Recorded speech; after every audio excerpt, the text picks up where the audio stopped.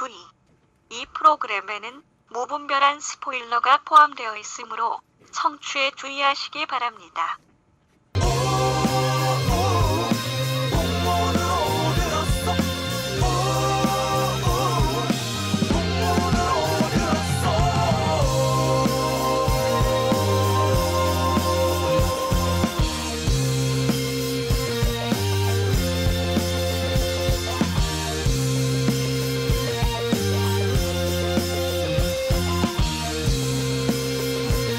풍문으로만 듣는 방송 시네타운 19.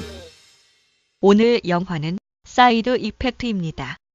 늘 그렇듯이 앞부분은 청취자분들의 알토란 같은 사연과 진행자들과 게스트의 개소리가 이어집니다. 본 내용만을 청취하기 원하시는 분들은 49분경부터 들으시면 되겠습니다. 안녕하세요. 풍문으로 듣는 방송, 간접 광고가 가능한 야매 방송, 월급쟁이들의 애환이 담긴 방송 시네타운 19 62회 시작하겠습니다. 각자 자기소개들 해주죠. 네. 자기소개하기 전에 일단 쟤랑 너랑 사과부터 해. 왜요? 지난주에 내용이 엉망이었어. 자기 소개하고 사과해야지. 누가 사과한지 알 수가 없잖아요. 그걸 노리는 거지. 그걸 노리는 거? 정말 사과드립니다. 네. 잠깐만. 자기 소개하기 전에 메일 하나만 읽을게. 감시자들 AS 부탁드립니다. 손상훈님, 아마 이 건에 관하여 어마어마한 메일 폭탄을 받지 않으셨을란가 모르겠습니다. 매의 눈을 가진 피 선생님들이라고 생각했었는데 홍콩 우연 이런 건 전혀 틀린 말이네요. 한효주가 트라우마에 빠져서 지하철에서 다시 만난 것이 아니고, 첫 장면 한효주가 테스트 받던 그 지하철 안에서 우연히 자신을 살짝 치며 지나쳤던 정우성을 그 시점에서 다시 떠올렸던 겁니다. 내용상 어마어마하게 아쉬운 점이라 지적하셨던 분들이 많으리라 생각이 됩니다라고 손상우님 거를 대표적으로 읽어드렸는데 이런 메일들이 굉장히 많이 왔어요. 처음에 우연히 만난 거 가지고 그거를 복선이라고 깔아놓으면 그건 복선이라고 볼 수 없다. 우연이라고. 어쨌든 다 제 탓이에요. 뭘 길게 얘기해? 제 탓도 많아요. 아니. 다 제 탓이야. 아니야. 다 제 탓이야. 아니야. 아니야? 그러기엔 제 탓이 더 커. 그래? 왜냐면 백은 원숭이랑 다람쥐를 헷갈리면서 횡설수설했을 뿐인데 그 내용을 그대로 받아들인 김은종이 오늘은 김은종 제 탓인 걸로 모든 게 내 탓이요. 제가 오늘 저 십자가에 박히는 걸로. 근데 이걸 알아야지. 내일은 나아지겠지. 내일은 나아질 거야. 내가 이제 편집할 때 듣잖아. 편집할 때 들을 때는 그 내가 당연히 이해를 했어. 그러니까 그 두 번 다시 만난 게 아니고 처음에 다시 만난 건데 그 얘기를 그냥 빼고 얘기한 거라고 이해를 하고 난 편집을 넘어갔거든. 근데 나중에 그 지적들이 온 다음에 들어보니까 맞아, 그 말이 그렇게 얘기를 하더라고. 두 번 만난 것처럼 얘기하더라고. 자, 우선 디테일한 지적들이 몇 가지 있었는데 그 인터내셔널 푸드라는 그 브로셔를 들고 있어서 그걸 통해서 그 상점이 떠올랐다고 하는데 그거는 이제 저희가 그냥 생략한 거고요. 그 부분은 저희가 생략한 부분이기 때문에 그 부분은 지적하실 필요가 없고, 다만 그 앞에서 맨 처음에 테스트 할 때 만난 거를 지적을 하신 거잖아요. 우리는 이제 뒤에 만났다고 저는 잘못 얘기를 한 거고, 근데 저는 앞에서 테스트할 때 만난 거조차도 솔직히 말하면 잘못은 인정하지만 그것도 사실 좀 과한 측면이 있지 않나 이렇게 생각이 들더라고요. 저는 이제 와서 어떤 생각이 드냐면 다 엉켜버렸어요 지금. 그래서 저는 지금 감시자들이라는 영화는 지금 저에게 대학교 1학년 여름방학 때 여자친구랑 같이 비디오방에서 본 영화랑 똑같아요 지금. 아무것도 기억나지 않아. 의미가 없구나. 의미가 없어. 의미 없어. 스토리가 다 엉켜버렸어 지금. 그게 메일을 계속 읽다 보니까 이제 뭐가 뭔지 모르겠어요. 어쨌든 나도 우연이라는 생각은 계속 들었는데 그래도 가슴에 와닿는 사연이 하나 있더라고. 뭔데요? 이건 사연이 아니고 제 다음 메일로, 어떻게 다음 메일을 아셨는지 쪽지를 보내셨어 어떤 분이. 그거 어렵지 않아요. 카페 김은종 있잖아. 그거를 우클릭인가 클릭을 하면 쪽지 보내기가 떠. 전 다음 개인 메일로 진짜? 이메일 되게 많이 오던데 들으신 분들이 그런 식으로 진짜, 되게 많이 와요. 하여튼 쪽지가 몇 번 온 적이 있는데 요번에도 이 쪽지가 왔더라고. 근데 이 쪽지는 정말 굉장히 인상적이더라고. 뭔데요? 제가 다른 것들은 예를 들어서 이제 처음에 마주치고 뭐 이런 것들은 그거조차도 저는 사실 조금 좀 과하다는 생각이 들거든요. 처음에 만났을 때 그게 뭐 정우성이 필연성을 가지고 만난 게 아니라 우연히 그냥 거기 정우성이 있었을 뿐이잖아. 그거는 좀 설득력이 떨어진다는 거죠. 너무 우연에 기댄 거지. 그래도 또 보면 복선이라고 그러면. 제가 만난 여자들 다 우연히 만났어요. 아니 이제 그렇게들 아니 내가 보기엔 저는 필연적으로 만났다고 생각해요. 그래요? 왜냐하면 매 눈으로 노리잖아. 예를 들면 어떤 매가 그 땅에 있는 쥐를 잡아먹을 때 우연히 만난 게 맞죠. 우연히 만난 거지만 걔를 노렸기 때문에. 아니 근데 지금 너는 큰 착각을 하고 있어요. 쥐는 매가 싫지만 걔들도 좋다 그랬어요. 니들도 좋다고 했잖아. 그거 큰 차이지. 쥐는 매를 좋다고 하지 않았어. 하지만 걔들은 좋다고 했단 말이야. 제이가 너가 이걸 알아야 돼, 형. 뭐냐면 제이가 너가 이걸 알아야 돼. 형은 뭐야? 너가 이걸 알아야 돼. 형은 뭐야? 너가 이걸 알아야 돼. 이건 씨발 싸다구를 쳤다가 다시 엉덩이를 쳤다가 싸다구를 쳤다가 지팡이 쥐어주고. 이 새끼 한 3초 만에. 방금 이거 들었어 방금 김종이 한 말? 형이 하는 말은 너희들도 좋다고 했잖아라. 근데 쟤는 지금 너희들도 좋자고 했잖아라고 발음해. 이놈이 진짜 나쁜 놈이야.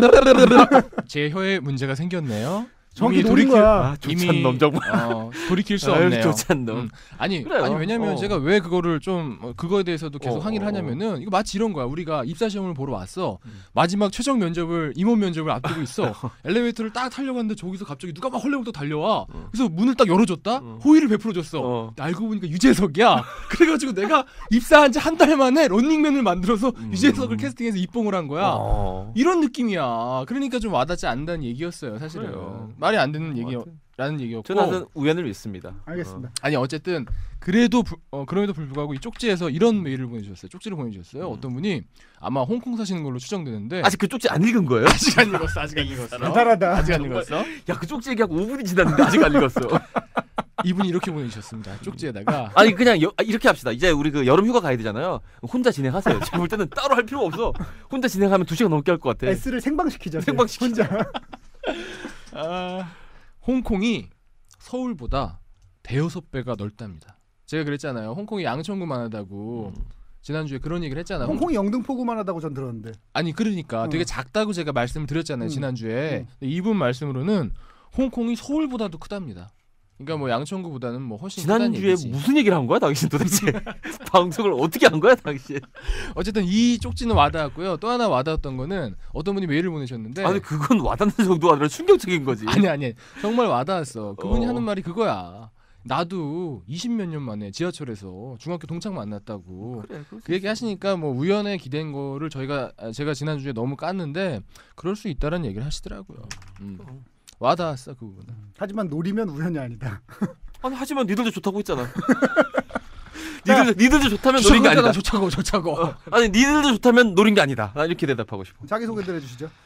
네, 저 소설 복수의 탄생의 작가 이재익입니다. 네, 중후하게 오늘은 이렇게 또 복수의 탄생. 재밌을까 봐요. 아우 올여름 단 하나의 스릴러 복수의 탄생. 검색해 보세요. 네, 오늘은 AS를 안 하리라는 겨자씨만한 믿음을 갖고 돌아온 김은종입니다. 김창렬의 올드스쿨 담당하고 있고요. 네, 치킨런 진행하고 있는 이승훈입니다. 아 이건 치킨런의 아이콘이구나. 치킨 많이 신청해 주세요. 다음 주에도 계속됩니다. 다음 주 화요일. 지금 몇 마리 나갔어요 지금까지? 지금까지 200마리 나갔죠. 와우. 다음 주에는 하루에 200마리를 쏩니다. 야 근데 고맙다. 컬투 치킨 정말 감사하다. 컬투 치킨 최고야. 훌륭해. 우리 김성범 대표님 휘하. 모든 어제 분들이... 같이 밥 먹었던 이성종 실장. 아 훌륭한 친구예요. 깔끔하고. 김경진 그러니까. 부서장님. 다 네. 훌륭하신 분들이에요.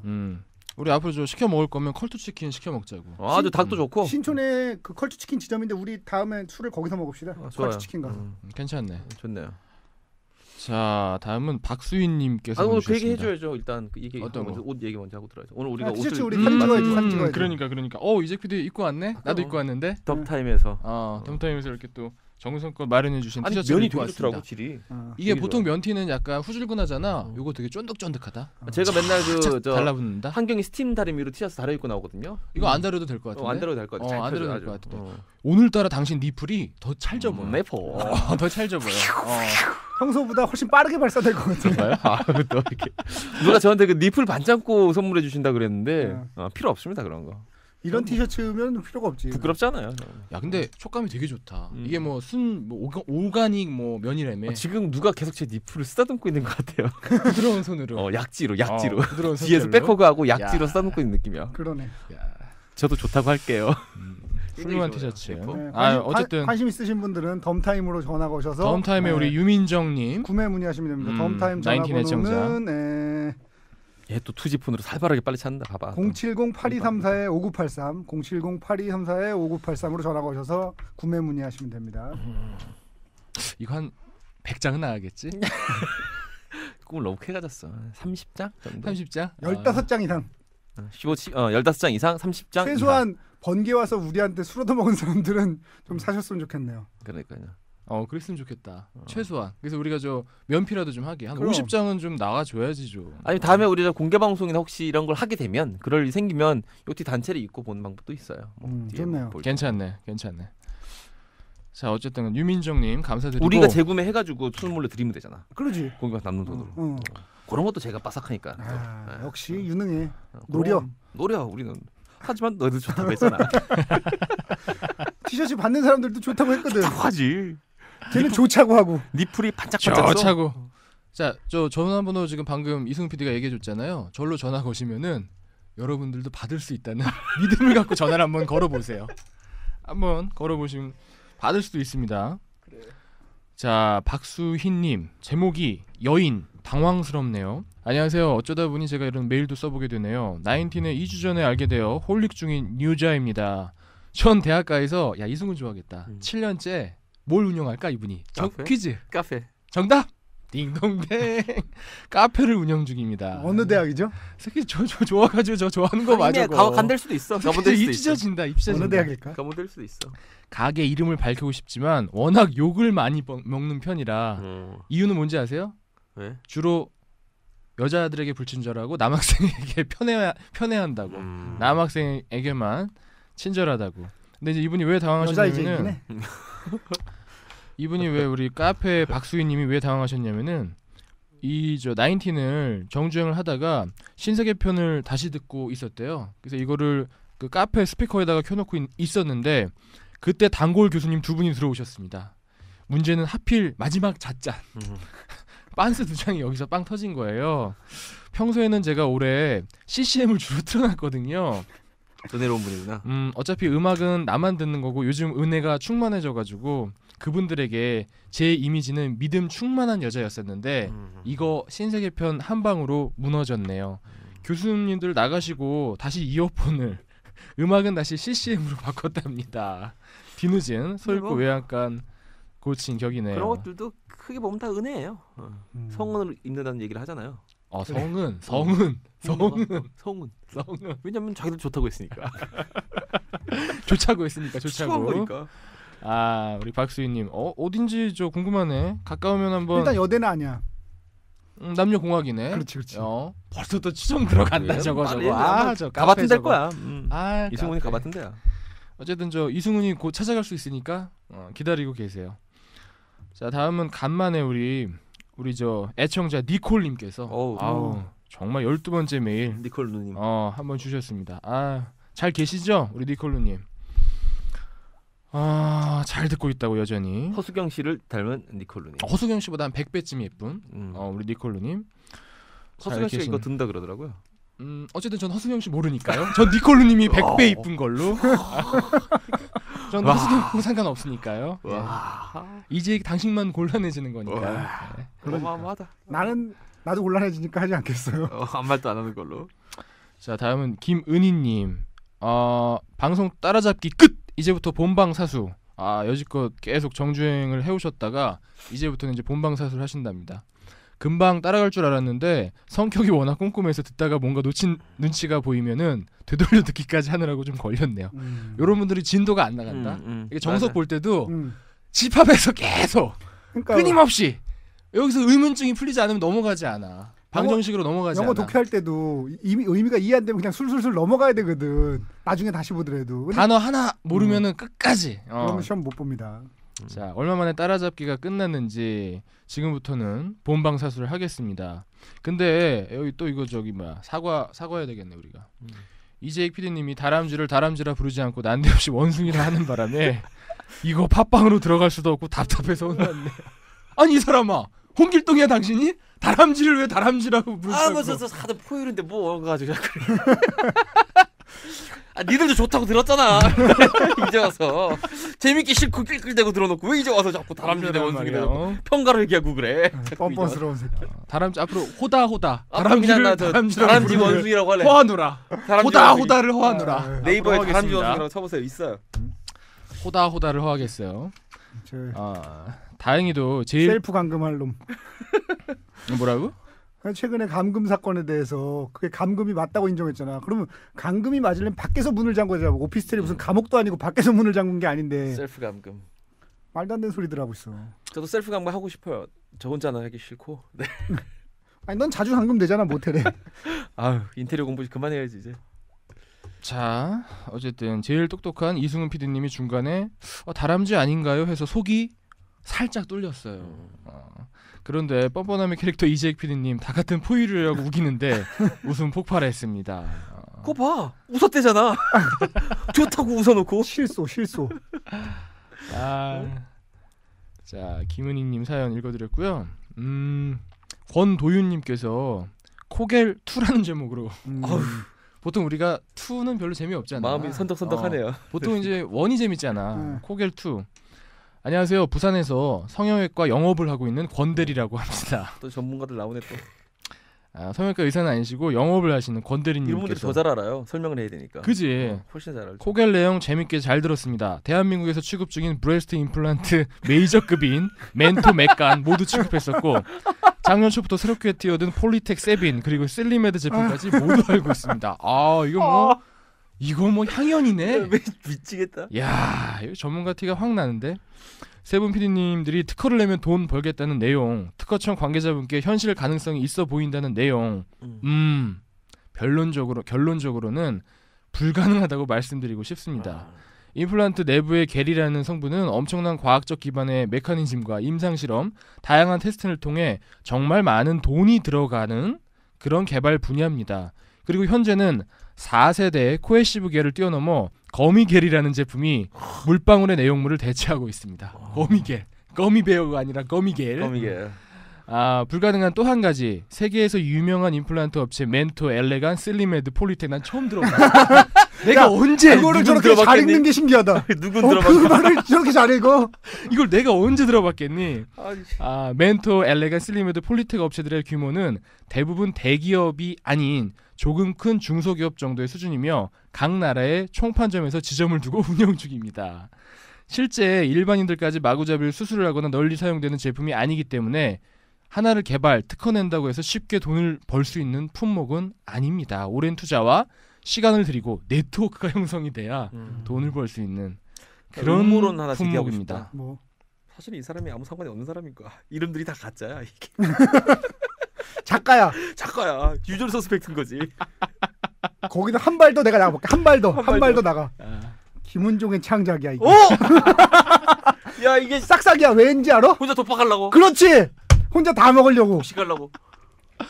멘토, 엘레간, 슬리메드, 폴리텍. 입에 붙어있잖아. 멘토, 엘레간, 슬리메드, 폴리텍. 이거 뭐 입에 제가 지었기 때문에 제가 저 창작했기 때문에 입에 붙어있습니다. 코바야시? 코바야시네. 코바야시야. 자, 계속 우리 권대리님 사연 읽어드릴게요. 남양 특집인데 지금 나 완전 소름 돋았어 지금. 자, 내 니플. 니플이 지금 미칠 것 같아 니플이. 부산 경남에서 한 달에 가슴 수술을 하는 여성이 대략 정확하지는 않지만 비수기에 최소 50, 성수기 최대 100명 정도가 되지 않을까 예측 수요해 봅니다. 서울 쪽은 아마 이 수치의 2배 내지 3배가 될 것 같고요. 지방까지 합치면은 엄청납니다. 시간이 지나면 자연산 글래머는 정말 레어가 될지도 모릅니다. 드물게 될지도 모르는 원래 레어하죠. 이걸 제일 잘할 수 있는 게 이제 업소하고 수영장인데 저희 두 분 다 그러니까 그만할게. 또 멀리 가려고. 그러니까 제가 수영장을 되게 자주 가는 편인데 요즘도 자주 가죠. 근데 그 수영장에 물이 없냐? 가면 정말 많이 봅니다. 진짜로 정말 많이 봐요. 지난번에 얘기했잖아. 그러니까. 호텔 수영장이니 한강 수영장 가면 정말 많아요. 진짜 한 8대2 정도 자연산 그 인공과 자연산 느낌이. 자 마지막으로 권대리님이 마지막으로 하나 권고해 주셨습니다. 마지막으로 이재익 PD님. 만약 그런 여인네들을 수영장 물이 있는 곳과 없는 곳 두 군데서 만나게 되면 꼭 그분들에게 충고해 주세요. 뭐라고? 2-3년에 한 번씩은 MRI를 찍어 보시라고. 본인의 어떤 그 건강상 이유를 위해서 몇 개 남기셔야 되죠? 단체 카톡 되나요? 단체 카톡 되죠. 카톡방 개설해야 돼. 카톡방. 그룹으로 묶어놨으니까 단체. 그리고 요즘 대세인 하이브리드 수술 방법, 겔 앞에 자가지방을 이식하는 거. 요거는 MRI로도 검사가 안 되니 참고 바랍니다. 디테일. 들으면 들을수록 코바야시 생각밖에 안 나네. 우리 저 권도윤님께서 사연을 주셨습니다. 진짜 깨알 같네, 깨알 같아. 이거 들으시는 청취자분들 중에서도 그러니까 수술하신 분들 많을 거예요. 괜찮아요. 뭐 어때? 이뻐지려고 하는 건데. 그래 못생겨지려고 하는 건 몰라도 이뻐지려고 하는 건데. 그럼. 자 다음은 이문현님. 새 PD님께 간접 광고 좀 부탁드립니다. 네. 김은종, 이승훈, 이재익 PD님께 만약 사연이 소개된다면 김은종 PD님이 읽어주시길. 어차피 제가 읽어요. 안녕하세요. 저는 한 달 전에 팟캐스트 재밌는 거 뭐 없을까 찾아보다가 나인틴을 발견하고 색드립에 또 좋은 목소리에 푹 빠져버린 33살 처자입니다. 색드립 한번 쳐주시고 좋은 목소리 한번 들려주세요. 이승훈 PD. 네? 색드립부터요? 네, 색드립부터. I love you. 이런 거. 좋은 목소리. You love me? Fuck no! Hell no! 이문현님이 요거에 반하셨는데. Hell fucking no! 이문현님이 반하신 게 바로 요 색드립과 좋은 목소리입니다. 시네타운을 듣기 전까지 PD라는 직업에 대해서 그러니까 듣다 보면 지 목소리는 좋은 목소리는 얘기네 결국은. 너 연먹이고. 치만 잘났어. 치만 잘났구나. 사람들 왜 그래? 코바야시야. 곧 부자 될 거거든. 코바야시야. 곧 부자 돼. 곧 부자니까. 아까 회사 이름 뭐라 그랬지? 뭐 거기 내가 볼 때는 이미 그 회사 출연해가지고 지금 등록시켜놨다. 멀티코겔로 그 회사가 이제. 여러분 특허청 어디 있는지 아세요? 어디 있는지 아세요? 특허괴물이라고 아시죠? 특허괴물. 제가 바로 특허괴물이야. 자 이분이 저기 게스트 섭외를 요청을 하셨어요. 네, 뭐냐면은 스타일에 대한 새로운 시각을 얘기해보는 스타일 줄탁동시라는 코너가 있대요. 이분이 하시는 팟캐스트가. 뭐 이렇게 이름이 어려워? 스타일 줄탁동시. 이거 네가 썼냐? 제가 쓴 거 아니에요. 줄탁동시를 몰라요 저는. 대한민국 평범남과 섹시함에 대해 얘기해보고 싶은데 당최 대한민국 평범남이 섭외가 되지가 않고 있습니다. 어쨌든 우리 저 이문현님께서 대한민국 평범남을 섭외해요. 평범하면 이재익이지. 저죠. 제가 제일 평범하죠. 그래서 저희에게 사이코패스계 평범남 소시오패스 관심 있으면은 출연 좀 해달라고 이렇게 또 출연 요청을 또 메일로 받아보네요. 이렇게 셋 중에 제일 평범한 건 저니까 연락하세요 저한테. 그래요.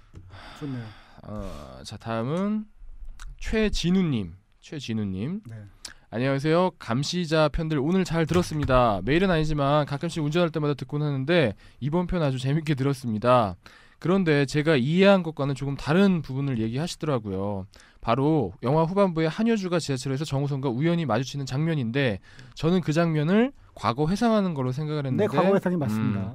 피디님들이 잘못 얘기했더라고요. 김은종이 잘못한 겁니다. 김은종이 잘못했고 저는 이미 뒤죽박죽이에요.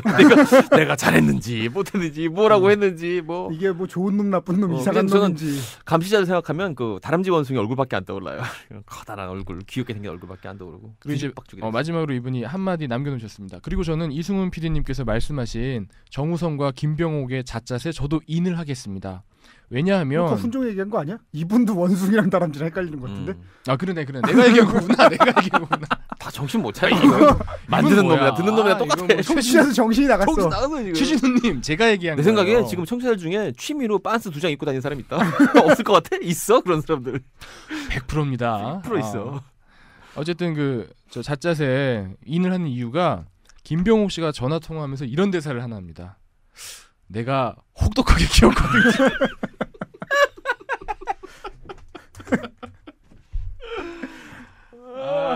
우리 최진우님 감당할 수 있겠어? 진짜 어렵다 이거. 그러니까 왜 이렇게 자꾸 아니에요. 왜요? 왜 이렇게 자꾸 섹시한 느낌이 들지? 혹독하게 키웠다? 좀 혹독하게 한번 하고 싶네. 아주 혹독하게. 그러니까, 침대 위에 조련사? 채찍이 떠오르고 뭔가 이렇게 채찍과 수갑과 막 이런 게. 채찍과 수갑보단 나는 이렇게 그 훌라후프 같은 게 있고 거기다 불을 붙여놓고 거길 막 왔다 갔다 뛰어넘으면서. 그렇다면 저는 침대 위에 프리윌리? 침대 위에 프리윌리? 침대 위에 동춘 서커스. 좋은데? 훌륭하네. 침대 위에 제가 알기로 방류라고 하나 그거를 놔준 그 돌고래 이름이 제돌이 아니었나요? 맞죠? 제순인가? 제돌인가? 뭐가 어디에 방류? 박원순 시장이 왜 돌고래 한 마리 놔줬잖아요. 제돌인 것 같아요. 제돌이. 제 별명이 제돌이에요. 친구들 사이에서. 귀엽지 않나요? 제돌이? 친구들이 제돌이라고 불러요. 초중고 친구들이. 왜? 모르겠어요. 제돌이 그래요. 자, 간만에 또 우리 이성경님께서 사연 주셨습니다. 바이블리 이성경님. 근데 사실 불교 신자인 바이블리. 아니 근데 사실 우리가 지난번에 길상사 다니신다 그러더라고요. 소림사 저쪽에 상명대학교 쪽으로 가다 보면 저 홍제천 이쪽으로 소림사가 있어요. 맞아, 나 본 적 있다. 소림사 본 적 있다. 아니 근데 난 지난주에 나 되게 메일 보면서 오겠거니 기대를 했던 게 지난번에 우리가 겨자씨 얘기 계속 초반부터 했잖아. 민간인 사찰 얘기했잖아. 길상사 얘기했잖아. 김불자님 정도는 오실 줄 알았어 이번에 메일이. 이름이 안 오시더라고. 결국 또 우리 바이블리님께서 최소한 박석가님 정도는 오셔야. 박석가. 그러니까 우리가 사찰 얘기했지. 겨자씨 얘기했지. 아니 근데 겨자씨는 성경에 나오는 거라니까. 알게 뭐예요? 성경에 나오는 게 아니라고. 다 같은 경전이야. 아 그런가? 다 같은 경전이야. 다 같은 포유류야. 다 같은 경전이야. 너희들도 좋지. 왜 자꾸 평가를 얘기를 하려 그래? 같은 경전인데. 그럼. 역시 저 사람은 종교의 의미를 알아. 아유 말해 뭐해. 자. 나는 새 종교로부터 다 그걸 받았어요. 뭐 새 종교가 뭐야? 천주교, 기독교, 불교. 천주교랑 기독교는 뭐 거의 같은 거지 사실. 수계도 받고 이거 세례도 받고 다 했어요. 그래 하는 다 법명도 있고 세례명도 있고. 아 세례명이 제돌이. 세례명 요한이에요, 요한. 제돌이. 세례명 제돌이. 우리 제돌이 형제를 위해서. 제돌이 형제님을 위해서 기도합시다. 야, 씨발 세례명 족같다 진짜. 세례명이 제돌인 새끼 뭐하는 새끼냐? 세례명 제돌이님 정말 족같네 세례명. 세인트 제돌. 자 우리 저 바이블리님께서 다음 주 무슨 영화 할지 말을 안 해주셨더라고요. 말했는데. 우리 했는데 그래서 저는 뭘 들은 거야 도대체. 퍼시픽 림을 다룰 거라는 겨자씨만한 믿음을 가지고 하는 놈이나 듣는 놈이나 똑같아졌어 이제. 영화를 보았습니다. 똑같아졌어. 길레르모 델 토르인가 그 감독 정말 마지막에 주인공들 키스씬 넣어줘야 하는 거 아닌가요? 정말 뻔한 이야기지만 마지막 장면만큼은 뻔하지 않았습니다. 추신. 그리고 성경에는 왜 하필 많고 많은 시 중에 겨자씨라고 써 있을까요? 네이버 이승훈님께 퀴즈 냅니다. 난 알지롱 이러고 보내주셨어. 뭐 겨자씨가 작아서 그런 거예요. 예. 몇 번 얘기해 내가. 다 같은 씨예요. 아무 의미가 없어. 몇 번을 얘기해야 돼. 참 사람들 학습력도 떨어지네 진짜. 한 번만 하면 좀 알아들어라 좀 이렇게. 다 같은 씨예요. 알겠습니다. 중요하지 않아. 아니 근데 내가 왜 아까 불교 김불자님 왜 박석관이 안 오셨냐 그랬냐면은 겨자씨가 내가 알기로는 불경에도 나와.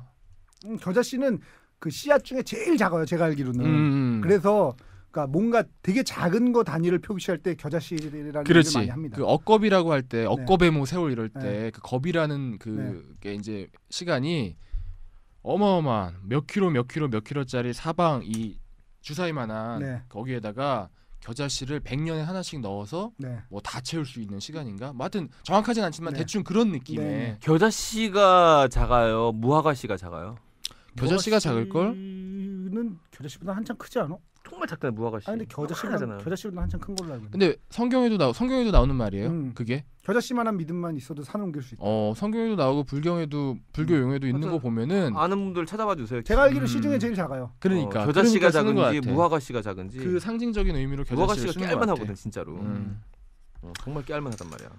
자 아무튼 우리 저 안타깝게도 이성경님께서 믿으셨는데 오늘의 영화는 퍼시픽 림이 아니고 사이드 이펙트입니다. 네. 근데 그때 분명히 한참 얘기하지 않았어요? 얘기 한참 했어. 사이드 이펙트를 하네, 퍼시픽 림을 하네 하다가 그 소더버거 형의 마지막 작품이라면 다 같은 영화예요. 다 같은 영화야. 에이 뭔 소리 하는 거야 이 사람아. 얘는 마구 흡수하는구나. 다 같은 영화야. 다 같은 영화야. 네 거 낼 게 없어 얘는. 뭘 보면 뭐하니. 흡성대법. 내 생각에 팬티 2장 에피소드 얘가 얘기한 것 같아 지금 들었으면. 이런 이마행 같은 놈. 그 메일 주소나 소개 한번 해주시죠. 메일이 격감했더라고 이제. 메일 주소 원래 얘가 소개하지 않았어요? 아 그랬나? cinetown19@gmail.com이에요. cinetown@gmail.com 많이 보내주십시오. 소개는 일부만 되지만 모든 걸 다 읽습니다. 메일이 격감했습니다. 진짜. 메일이 없으면 힘이 안 나요. cinetown 그다음에 숫자 19 하시고 @gmail.com. 그 안 그래도 저희 아이튠즈의 리뷰가 되게 안 좋아요. 왜 안 좋으냐면 그게 그 가장 뭐 믿을만한 리뷰인지 뭐 가장 뭐 이렇게 추천이 많이 된 리뷰가 되는데 악플하고 별점 낮은 거에는 추천이 많이 달려. 그래갖고 이렇게 아이튠즈를 들어가잖아. 그럼 전부 악플이야. 처음에 한 3페이지 동안 계속 악플이야. 왜냐면 악플들에만 추천이 들어가거든. 이 리뷰가 도움이 되셨습니까? 예.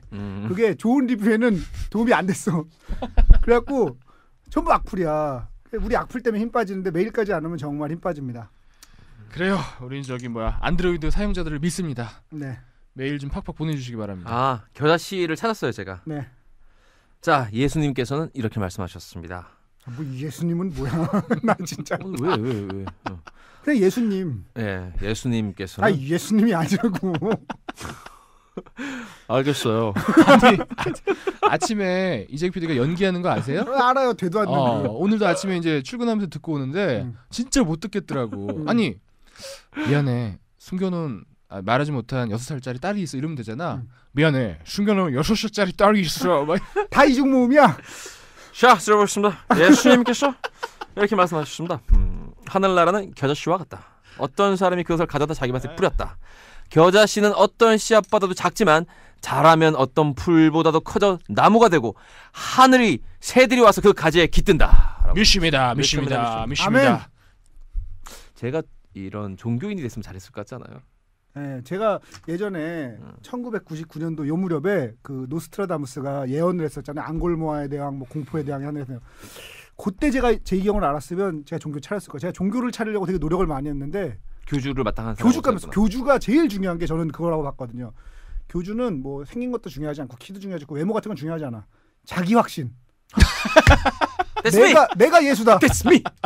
근데 내가 회사를 딱 들어왔는데 예전에 제2경이 저기 그 뭐죠? 선샤인 호텔 라이트 앞에 있는 보스. 미니스톱에서 그 미니스톱이라고 편의점 있잖아. 아, 맞아. 그 앞에서 여자를 꼬시는데 어떻게 꼬셨냐면 내가 예수야. 내가 예수라고 얘기하면서 꼬신 거야. 그 멘트 했었죠 제가. 나 그랬고 내가 98년도에 이 사람을 알았었더라면 지금쯤 부자가 돼 있을 텐데. 우리 그 보도국의 신부석 기자랑 같이 나이트 놀러 갔다가 여자를 꼬셨을 때 그 멘트가 나왔습니다. 내가 예수다. 오빠 도대체 누구야? 이러고 내가 예수다. 그때 왜 그랬냐면 여자애들이 뭐 다음날 교회를 가야 된다, 일찍 가야 된다고 이렇게 먼저 가야 된다는 거야. 근데 걷다 대고. 그러니까 스스로가 스스로를 속일 수 있는 거 있잖아. 자기 확신. 그게 교주한테 가장 필요한 재능이거든요. 그럼요. 교주들은 보통 자기 암시나 자기 확신이 어마어마해. 못 바꿔. 확신범. 그래갖고 내가 제2경을 뒤늦게 한 걸 너무 했지. 그 99년 이 무렵에 그 노스트라다무스 예언 때문에 많은 사람들이 그냥 톡 건드리기만 하면 넘어올 준비가 돼 있었거든요.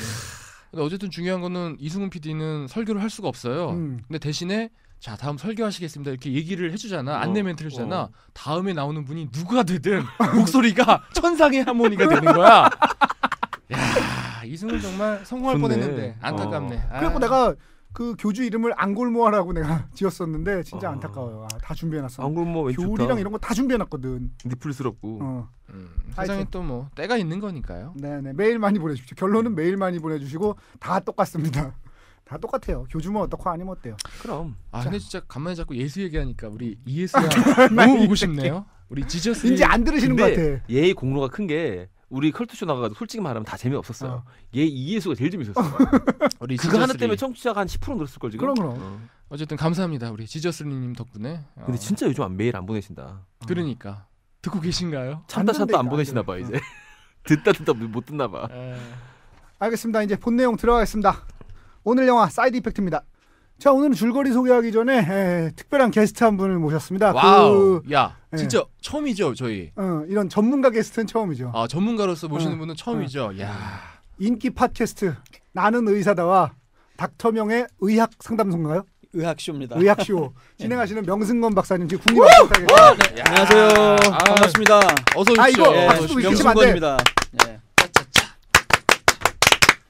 일치된 모습. 지금 따라치셨어. 이분 진짜 따라치셨어 지금. 금방 따라오시네. 로마에 가면 로마의 법을 따르라고. 이분 그렇죠? 네. 곧 공중파에서 뵙겠네요. 공중파에는 여러 번 나오시고 명 박사님 고정하시겠어. 명 박사님이 그 모르시죠? 우리 회사 공채 작가 출신이에요. 그렇죠. 제가 SBS 구성 작가 3기입니다. 3기. 네. 저랑 지금 같이 일하고 있는 전희실 작가님이랑 같은 팀이셨다고. 그렇죠. 네. 같은 동기죠. 어쩐지 94년도. 끼가 방송 선배셨구나. 방송 선배. 여의도를 드나드셨구나. 그래서 정순영 국장님을 PD로 모시고 네, 일을 했다고 그렇죠. 그러더라고요. 그걸 다 기억하시네요. 그럼요. 그때 술 먹다가 한 얘기인데. 술 먹다 했어. 다 기억하지. 그날 많이 좀 드신 것 많이 같은데. 취해도 기억합니다. 와 대단하시네. 방송계 형님이셨어. 몰랐네. 네. 아니 근데 내가 오늘 저 게스트를 모신다고 그래가지고 나는 의사다. 재밌더라고. 들어봤는데 거기서 자꾸 명박하는 거야. 그래서 내가 알기로는 좋아하지 않는 걸로 알고 있는데 왜 이렇게 자꾸 명박을 찾으시지? 그러니까요. 원래 사실은 저희가 이제 그 닥터니까 닥터란 게 원래 이제 의사라는 뜻도 그쵸, 있지만 가장 넓은 개념으로는 박사의 그쵸, 의미잖아요. 필로소피. 그래서 이제 보면 우리 오늘 하는 영화 얘기 벌써 얘기했나요? 네, 이제 막 시작했어요. 거기에도 네. 보면 이제 그 의사들 보면 개인 그 정신과 의사들 그 네. 진료실 보면 앞에 팻말에 보면 네. 자기 이름 쓰고 뒤에 네. MD라고 써 있잖아요. 네. 그렇죠. 그게 이제 그 메디컬 닥터 네. 그거 약자 아닙니까? 그러니까 의학 박사 이런 개념이죠. 네. 미국 같은 경우는 사실은 따로 박사 과정을 안 밟아도 네. 전문 의사 자격증을 따게 되면 MD 의학 박사의 개념으로 통해요. 근데 그렇죠. 이제 우리나라는 의대 졸업하면 그냥 MD 똑같이 MD긴 한데 엄밀하게 해서 박사라고는 안 해요. 그럼 의학 박사는 PhD 의학 박사는 PhD를 또 따로 따야 돼요. 저희 그러니까 나중에 따야 되는 네, 거죠. 나중에 따로 네. 석사 따고 PhD를 따로 따는데 어쨌든 간에 뭐 닥터 그러면 네. 의사라는 의미도 있고 뭐 박사라는 의미도 있고. 있으니까 보통 이제 우리 제가 인턴 때부터 95년도에 그러니까 그때 MD가 되고 나서 네. 인턴 그때부터 별명이 명박이었어요, 사실은. 아. 우리가 보통 이제 성에다가 뒤에 박자를 그냥 많이 붙여요. 그쵸. 일반적으로 이박, 이박, 김박 김박 하죠. 이렇게 맞아요. 하고. 그래서 명박이었는데 갑자기 최근 들어서 몇 년 전부터 그 명박이 안 좋은 의미로 이렇게 좀 사람들한테 인식이 되더라고요. 그래서 저도 굉장히 안 좋았는데 그러나 저는 저의 오리지널리티가 있기 때문에 그럼요. 그냥 저는 그냥 명박으로 그럼요. 하기로 했습니다. 네. 듣다가 깜짝 놀랐어요. 거기는 신박, 최박 이렇게 부르더라고. 그렇죠. 그래서 네. 내가 그거 들으면서 우리도 야 앞으로 김피 뭐 이렇게 줄여서 불러보자. 좋은데? 멋있더라고. PD의 약자가 뭐가 있나요? 없어요. 아니 PD 저희는 자체가 그냥 약자예요. 좀 이상하다. 그래서 PD라고 그러니까. 하는데 저희도 앞으로 김피, 이피가 둘이야. 얘는 승피, 익피, 익피. 그래서 익피. 성을 꼭 성을 할 필요는 없고요. 중간자 혹은 마지막 자 이용해서 하기도 합니다. 그래서 우리 양광모 전립선이래. 비뇨기과 전문의 같은 경우는 광박이에요, 광박. 전문의로. 전립선이 갔다가 중요하죠. 광박. 전립선이 네. 전립선만큼 중요한 게 어디 있어요, 남자에게. 참고로 저 얼마 전에 정관 수술했습니다. 아 그렇군요. 네. 그냥 갑자기 한 얘기예요. 어쩌라고. 아니 왠지 같은 저 선이니까 그 근처에 전립선 있는 정관 뭐 같은 같은 느낌이잖아요. 동네에 사는 거니까. 그러니까요. 근데 전혀 좀 다르죠 기능이. 네. 예. 그 최근에 저 간헐적 단식 저 방송된 거 가지고 저 박사님이 뭐 트위터도 올리시고 했더라고요. 아 맞아. 그게 그런데 방송이 그 SBS네 생각해보니까 네. 스브스네. 괜찮아요. 스브스. 까도 돼. 아 참. 제가 사실은 나 그 만든 PD하고 좀 아까 출근하다가 엘리베이터에서 그거 만든 게 만나서 누구야? 인사했어요. 만든 게 누구야? 이모 PD라고 계세요. 그렇구나. EP. 뭐 간단하게 EP. 제 생각을 정리를 하면 올해 4월인가 3월에 우리 간헐적 단식으로 굉장히 네네. 열풍이 일었잖아요. 네네. 그렇죠. 뭐 책도 많이 나오고 지금 네. 책이 어마어마하게 팔리고 있어요. 그러니까요. 뭐 저는 간헐적 근데- 단식 1일 1식 뭐 이런 책들. 그래서 그거를 보고 저는 뭐 꼭 그 반대한다는 게 아니라 네. 정말 그게 의학적인 임상적인 근거가 있냐. 네. 제가 이제 앞으로 얘기를 하면 항상 임상적이란 말을 많이 쓸 텐데 그거는 이제 사람을 대상으로 한다는 의미거든요. 아. 근데 지금 이렇게 제시되고 있는 여러 가지 치료법이라든가 어떤 약의 효능 이런 것들 건강기능식품의 효능들은 보면 그야말로 임상적 근거가 상당히 부족합니다. 무슨 말이냐면 사람을 대상으로 한 그런 효능이나 부작용이 검증이 안 된 것들이 많아요. 그거 대신에 이제 동물 실험이나 쥐 같은 경우 실험하거나 아니면 실험실 연구 통해서 나온 결과들을 안 돼. 갖고 가사를 만들고 그것을 너무 허위로 좀 과장되게 이렇게 그 선전을 하는 것 진짜 문제가 있죠. 항상 저는 39년 동안 사람을 대상으로만 실험했어요. 저는. 그렇죠. 근데 그렇게 주장하는 사람들이 의학 업체나 이런 항상- 데서는 약 쥐를 갖고 실험을 하면서 다 같은 포유류인데 무슨 상관이냐면 항상 이렇게 주장을 아니, 난 한다. 다 같은 포유류지만 나는 지금까지 39년 동안 항상 사람을 아니 대상으로만. 근데 너는 남성을 대상으로 실험하지 때문에 않지. 안 돼. 남성을 대상으로 실험하지는 않지. 그래서 여성으로만. 여성으로만 그- 실험을 하지. 핵심은 그거예요. 간헐적 단식이란 게 뭐 공복 상태를 일정 기간 유지를 하면 네네. 일주일에 한 뭐 16시간이나 네. 24시간 한 이틀 정도 네네. 그렇죠. 유지를 하면 그리고 나머지 시간은 알아서 먹고 네. 이틀 정도 공복을 유지하면 우리 몸에 이제 그 IGF-1이라는 물질이 있어요. 네. 인슐린 아시죠? 네네. 당 조절하는 거. 네. 인슐린이랑 구조가 화학적 구조가 유사해요. 그래서 네. 인슐린 라이크는 뭐 유사. 인슐린 라이크. 라이크 그런 의미가 이제 처음 팩터. 알았네요. 네. like me 그러면 like you. 얘는 대학 안 당신처럼. 났으니까 대학 안 났으니까 신경 쓰지 인슐린 like growth factor 그래서 이제 growth는 이제 그 성장, 네. 팩터는 인자. 그러니까 인슐린 모양으로 생긴 성장 인자인데 다시 원, 투, 쓰리 이렇게 나뉘는데 그 물질이 이제 그 농도가 낮아진다는 거예요. 단식을 하면. 그게 낮아지면 어떤 효과가 있냐면 반대로 그게 높으면 암도 잘 생기고 세포를 성장시키거든요. 얘가. 암세포도 성장시키고 당뇨도 유발하고 이런 게 가설이에요. 동물 실험이나 이런 것들 통해서 나온 거. 근데 그게 이제 임상 시험이 전혀 없는데 거의 없어요. 있다 하더라도 유사한 연구가 있긴 한데 제가 찾아보니까 한 5편 정도밖에 안 되고 충분하지 않다. 충분하지도 않고 일관된 결과도 없고 그런 상태인데 이제 SBS 스페셜에서 그 후 100일 기록 그래갖고 며칠 전에 방송했잖아요. 근데 그게 편집에 저는 문제가 있었다고 보는 거죠. 왜냐하면 그러니까 뽑아서 한 이거죠. 그렇죠. 거기 효과를 본 사람 몇 명 인터뷰를 했고 그 사람들 나 평소에 마음껏 먹고 하루 이틀 단식을 했는데도 이렇게 몸무게가 빠졌다. 근데 그걸 시도하는 사람 중에 실패한 사람도 있을 거 아니에요. 그러니까. 그런 사람 얘기는 한두 명밖에 안 넣고 비율에 있어서 문제가 있잖아요. 일단. 그리고 또 하나 중요한 문제점 중에 하나는 그분들이 그런 단식만 한 게 아니라 간헐적 단식만 한 게 아니라 여러 가지 운동도 했을 거 아니에요. 여러 가지 또 다른 올바른 생활 습관을 했는데 그 얘기는 거의 없더라고요. 그리고 또 하나 굉장히 중요한 문제는 의사를 예를 들어서 체험자를 의사 6명인가 7명의 변화. 그래서 한두 명 빼고 나머지는 다 좋아졌다 이렇게 나오고 거기다 또 추가로 이제 좀 인기 있는 유명한 비만 전문인 박용우 원장님, 네. 박용우 원장이라고 있어요. 비만 전문가. 굉장히 유명하시죠. 네, 비만 365 MC곡인가? 네, 맞아? 아니 TV에 엄청 많이 나오셔. 뭐 비타민 비만하면 우리 365 MC고 손잡고 데려가는 거니까. 그렇죠. 그래서 이제 박용우 원장님 같은 경우 사실 개인적으로 저희 선배예요. 서울대 가정의학과 의국 선배고 학번으로도 뭐 6해 7회 선배예요. 저보다 훨씬 어려 보이지만 저보다 5살 10살 많으세요 사실은. 근데 그 형님이 나왔고 직접 원래는 그 전에 좀 비판했어요. 저처럼 의학적 근거가 확실하지 않다. 임상적 근거가. 근데 거기에 나와서는 저도 지금 체험하고 있습니다. 왜 이걸 하냐면 술을 워낙 좋아하는데 평소에는 4, 5일은 무조건 먹고 싶은 대로 먹고 삼겹살도 먹고 대신에 이틀은 굶어서 한다는 게 굉장히 매력적이다. 그리고 그 근거가 있는지 한번 체험 중이다. 그리고 환자들한테 권하겠다. 이렇게 나오니까 제가 열을 받아버렸죠. 그런데 이제 저 같은 경우는 아까 말씀드렸지만 그런 임상적 근거가 충분하지 않은데 이거 그렇게 편집하고 반대하는 저 같은 사람의 얘기는 몇 분 할애를 안 해줬다는 얘기죠. 그래서 제가 불만이라는 얘기야. 결론적으로 뭐 한편으로 이제 표면적으로는 제 분량이 적어서 기분 나빴다도 있지만 그것도 있지만 굉장히 기분 나쁘잖아. 반대편의 그 입장들이 너무 적게 편성이 되다 보니까 시청자 입장에서는 좀 어떻게 보면 그거 괜찮은가 보다. 특히 의사들까지 체험했으니 그분이 불만이라는 얘기입니다. 오늘 하고 할 이 사이드 이펙트랑도 연관이 굉장히 있는 사건이네요. 그러니까 말하자면 그렇죠? 이승엽 선수가 삼진당하는 모습만 쭉 이어붙여놓고 그걸 본 사람이면 그렇죠. 이승엽 맨날 쟤는 되게 못 치는 애 아니야. 못 치는 타자 아니야? 이렇게 생각하기가 쉽다는. 그래서 대표적으로 가장 최근에 2주 전에도 3주 전에도 비타민 C에 대한 특집을 채널 A에서 이영돈 PD의 논리로 풀다에서 다뤘어요. 비타민 C에 대해서. 거기서도 똑같이 지금 SBS 스페셜보다는 더 심하게 비타민 C 옹호론자들 하루에 6,000mg씩 막 먹어라. 그런 교수 인터뷰 때에서 어떤 뭐 서울대 이광재 교수 유명한 교수님 계시더라고요. 어차피 뭐 여기 막 나가는 방송 아니에요? 그럼요. 그러니까. 심하게 막 나가죠. 대책 없어요. 저는 그분이랑도 심포지엄 세미나 통해서 여러 번 제가 논쟁을 했어요. 제발 그런 얘기 국민들한테 하지 말라고. 임상적 근거가 없기 때문에. 그분도 똑같아요. 동물 실험의 일부 연구 결과라든가 그다음에 자신의 주변의 사람들의 경험만을 근거로 한 거예요. 장모님이 22년 전에 뇌졸중으로 쓰러지셨는데 그 뒤로 9,000mg씩 비타민C를 먹었더니 재발이 전혀 없었다. 이렇게 얘기하는 거예요. 거기에서는 의학적으로 과학적인 견지를 자세를 가져야 돼요. 그렇게 재발이 없었던 게 꼭 비타민C 때문이냐 인과관계. 그렇죠. 그건 아니라는 거죠.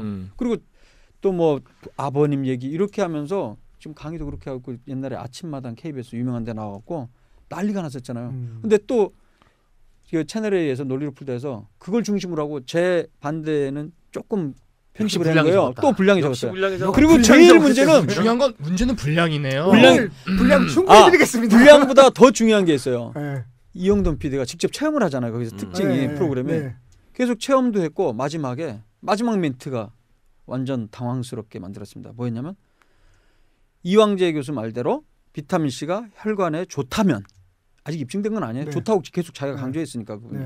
좋다면 지금부터 저도 하루에 6,000mg씩 먹어보겠습니다 하면서 끝내버렸어요. 저도 비타민 참 좋아하는데요. 제가 한번 먹어보겠습니다. 그렇게 하고 마지막을 끝내면 시청자들 입장에서는 아무리 반론의 입장들을 했다 하더라도 문제가 있잖아요. 그래서 제가 열받아갖고 항의 전화를 했어요. 그래갖고 다시 또 저를 찍으러 왔어요. 물론 그전에도 많이 찍었는데 분량을 적게 다시 찍었는데 두 번째에서는 좀 많이 제 얘기를 해줬어요. 이런 반론이 있었다. 그렇지만 또 그 두 번째 편에서도 자신이 비타민 B 발포제라고 해서 물에다 넣으면 6,000mg 먹어보겠습니다. 쫙 퍼지는 그거를 뭐 호주에서 그 10년 전부터 알게 되었고 매일매일 지금은 먹고 있습니다. 이 얘기를 또 했고 선전을 해줬고 게시판에 또 그 발포제 어디서 구입하냐 이런 식의 상황입니다. 저희는 이미 그 명박 그 분량 한 20분 되지 않나요 지금? 예. 충분히 드리고 있어요. 계속 드리고. 감사합니다. 오늘 저 이재익 PD하고 제 마이크는 꺼두셔도 돼요. 오늘 분량을 충분히 확보해 드릴게요. 아닙니다. 제가 이제 의사계의 김은종이야.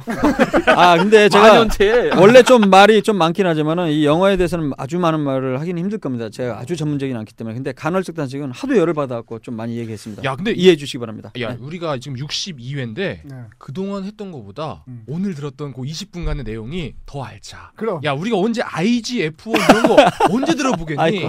야, 명박을 통해서 또 자기 확신이 더 생겼네. 더 생겼어. 어떤 확신이죠? 임상 실험은 멈춰서 안 된다. 그 끝없는 중요하죠. 임상 실험은 계속돼야 된다. 임상 실험이야말로 우리를 구원하리라. 임상 실험 will save us. 보통 이제 우리 영어 임상 시험이라고 보통 얘기합니다. 동물 실험은 동물 실험이라고 하고. 임상 시험을. 트라이얼인데요. Trial will save us. 클리니컬 트라이얼이라고 그래요. 임상 시험. Trial is my saver. 와. 그러니까 거기에 저 영어 나오니까 못 견디겠네. 내가 비판할 수가 없어. 부정관사가 하나 붙어야 돼요. 그래? clinical trial is 야, 로 되든지 아니면 clinical trials are 이런 식으로 되든지. 괜히 박사가 한시네. 죄송합니다. 또 아는 척해서. 원래 제가 아는 척하는 게 특기예요. 이게 역시 저의 컨셉이에요. 저는 컨셉. 청취자들 편하게 들으시라고 그렇게 네, 그럼 잘하셨습니다. 박사 따위가 뭘 한다고. 어디서 가방끈도 짧은 것들이 말이야. 자, 조용히 하고 우리 박사님 말씀 오늘 경청하는 걸로 자, 합시다. 사이드 이펙트 줄거리 소개해 주시죠. 이제 박사님 하세요, 줄거리. 안돼 하세요. 들어보겠습니다. 근데 잠깐요. 네. 사이드 이펙트 갑자기 며칠 전에 전화하셨죠, 우리 이승훈 PD가. 네. 이거 게스트로 와달라고. 네네. 며칠 전에 했죠? 원래 저희가 화요일에 녹음을 하는데 예. 보통 제가 전날에 이제 원고를 써요. 아. 원고를 쓰다가 그러고 보니 이거 의학 영화네. 전화해야지. 예. 박사님 혹시 오실 수 그게 있어요? 월요일이었던 예. 거예요. 예. 근데 이제 제가 화요일은 또 일이 있고 그래서 수요일로 잡혔는데 영화를 제가 안 봤던 상태였거든요. 네, 그렇죠. 그래서 어제 밤에 어제 저녁 때 나는 의사다 녹음 다 끝나고 네네. 10시 10분에 근데 그거 상의하는데도 많지가 이거 않고요. 관사가 없는데 어떻게 보셨지? 그래갖고 다 조회해갖고 동대문 역사문화 공원인가? 네. 거기 맞은편에 메가박스 네. 거기서 10시 10분에 하더라고요. 그 10시 10분에 보고 12시 끝나서 새벽에 1시에 와서 한숨 자고 지금 나온 겁니다. 감사합니다. 여기 뭐 출연료 드려야 되네. 아닙니다. 예, 점심만 근데 사주시면 돼요. 예. 동대문 메가박스, 이수 메가박스. 이거 영화 보려고 온 곳을 다들 헤매셨네. 그러셨어요? 관이 굉장히 적어요. 그죠, 적더라고요. 관이 굉장히 적어서 이수 메가박스 가가지고 아니 관이 적은 정도가 아니고 한 관은 최소한 다 줘야 될 거 아니야. 하루에 한 번 하고 두 번 하고 뭐. 하루에 뭐 2번, 3번 뭐 이렇게 영화 보기 정말 힘들더라. 낮 시간엔 안 해. 아침, 밤. 맞아요. 조조한이었으면 아니면 늦은 거. 그래서 오늘 사실은 오늘 아침 8시 20분 걸 볼까 하다가 근데 제가 좀 출근을 해야 되기 때문에 그래갖고 어제 밤에 봤습니다. 죄송합니다. 제가 또 시비를 걸어갖고 줄거리 소개해 주시죠. 진행도 하시네. 죄송합니다. 진행도 하시네. 이거 진행병. 나는 의사대 게스트로 와 있는 생각이 들어서. 자, 이재표님 제가 지금 거울을 하나 놓고 보는 이런 느낌이 들어요. 그러니까 이제 알겠지. 네가 이렇단 말이야. 자, 줄거리 소개해 주세요. 네, 김종훈 PD님 빨리 해주시죠. 김은종 PD님. 헷갈렸습니다. 역시 우리 어머님 말씀이 헷갈린다. 장관을 좋아하셔. 진짜 이렇게까지 이렇게 코앞에서 들을 줄은 몰랐네. 아니 메일에서는 수없이 그렇게 오거든요. 그래요? 김종훈 PD님, 김종훈인데 이렇게 바로 옆에서 들으니까 기분이 더 더럽네. 이름을 잘못 지었어. 안녕하세요, 송지호입니다. 지금 여러분은 풍문으로 듣는 방송, 간접 광고가 가능한 야매 방송, 월급쟁이들의 애환이 담긴 방송, 시네타운 19을 듣고 계십니다.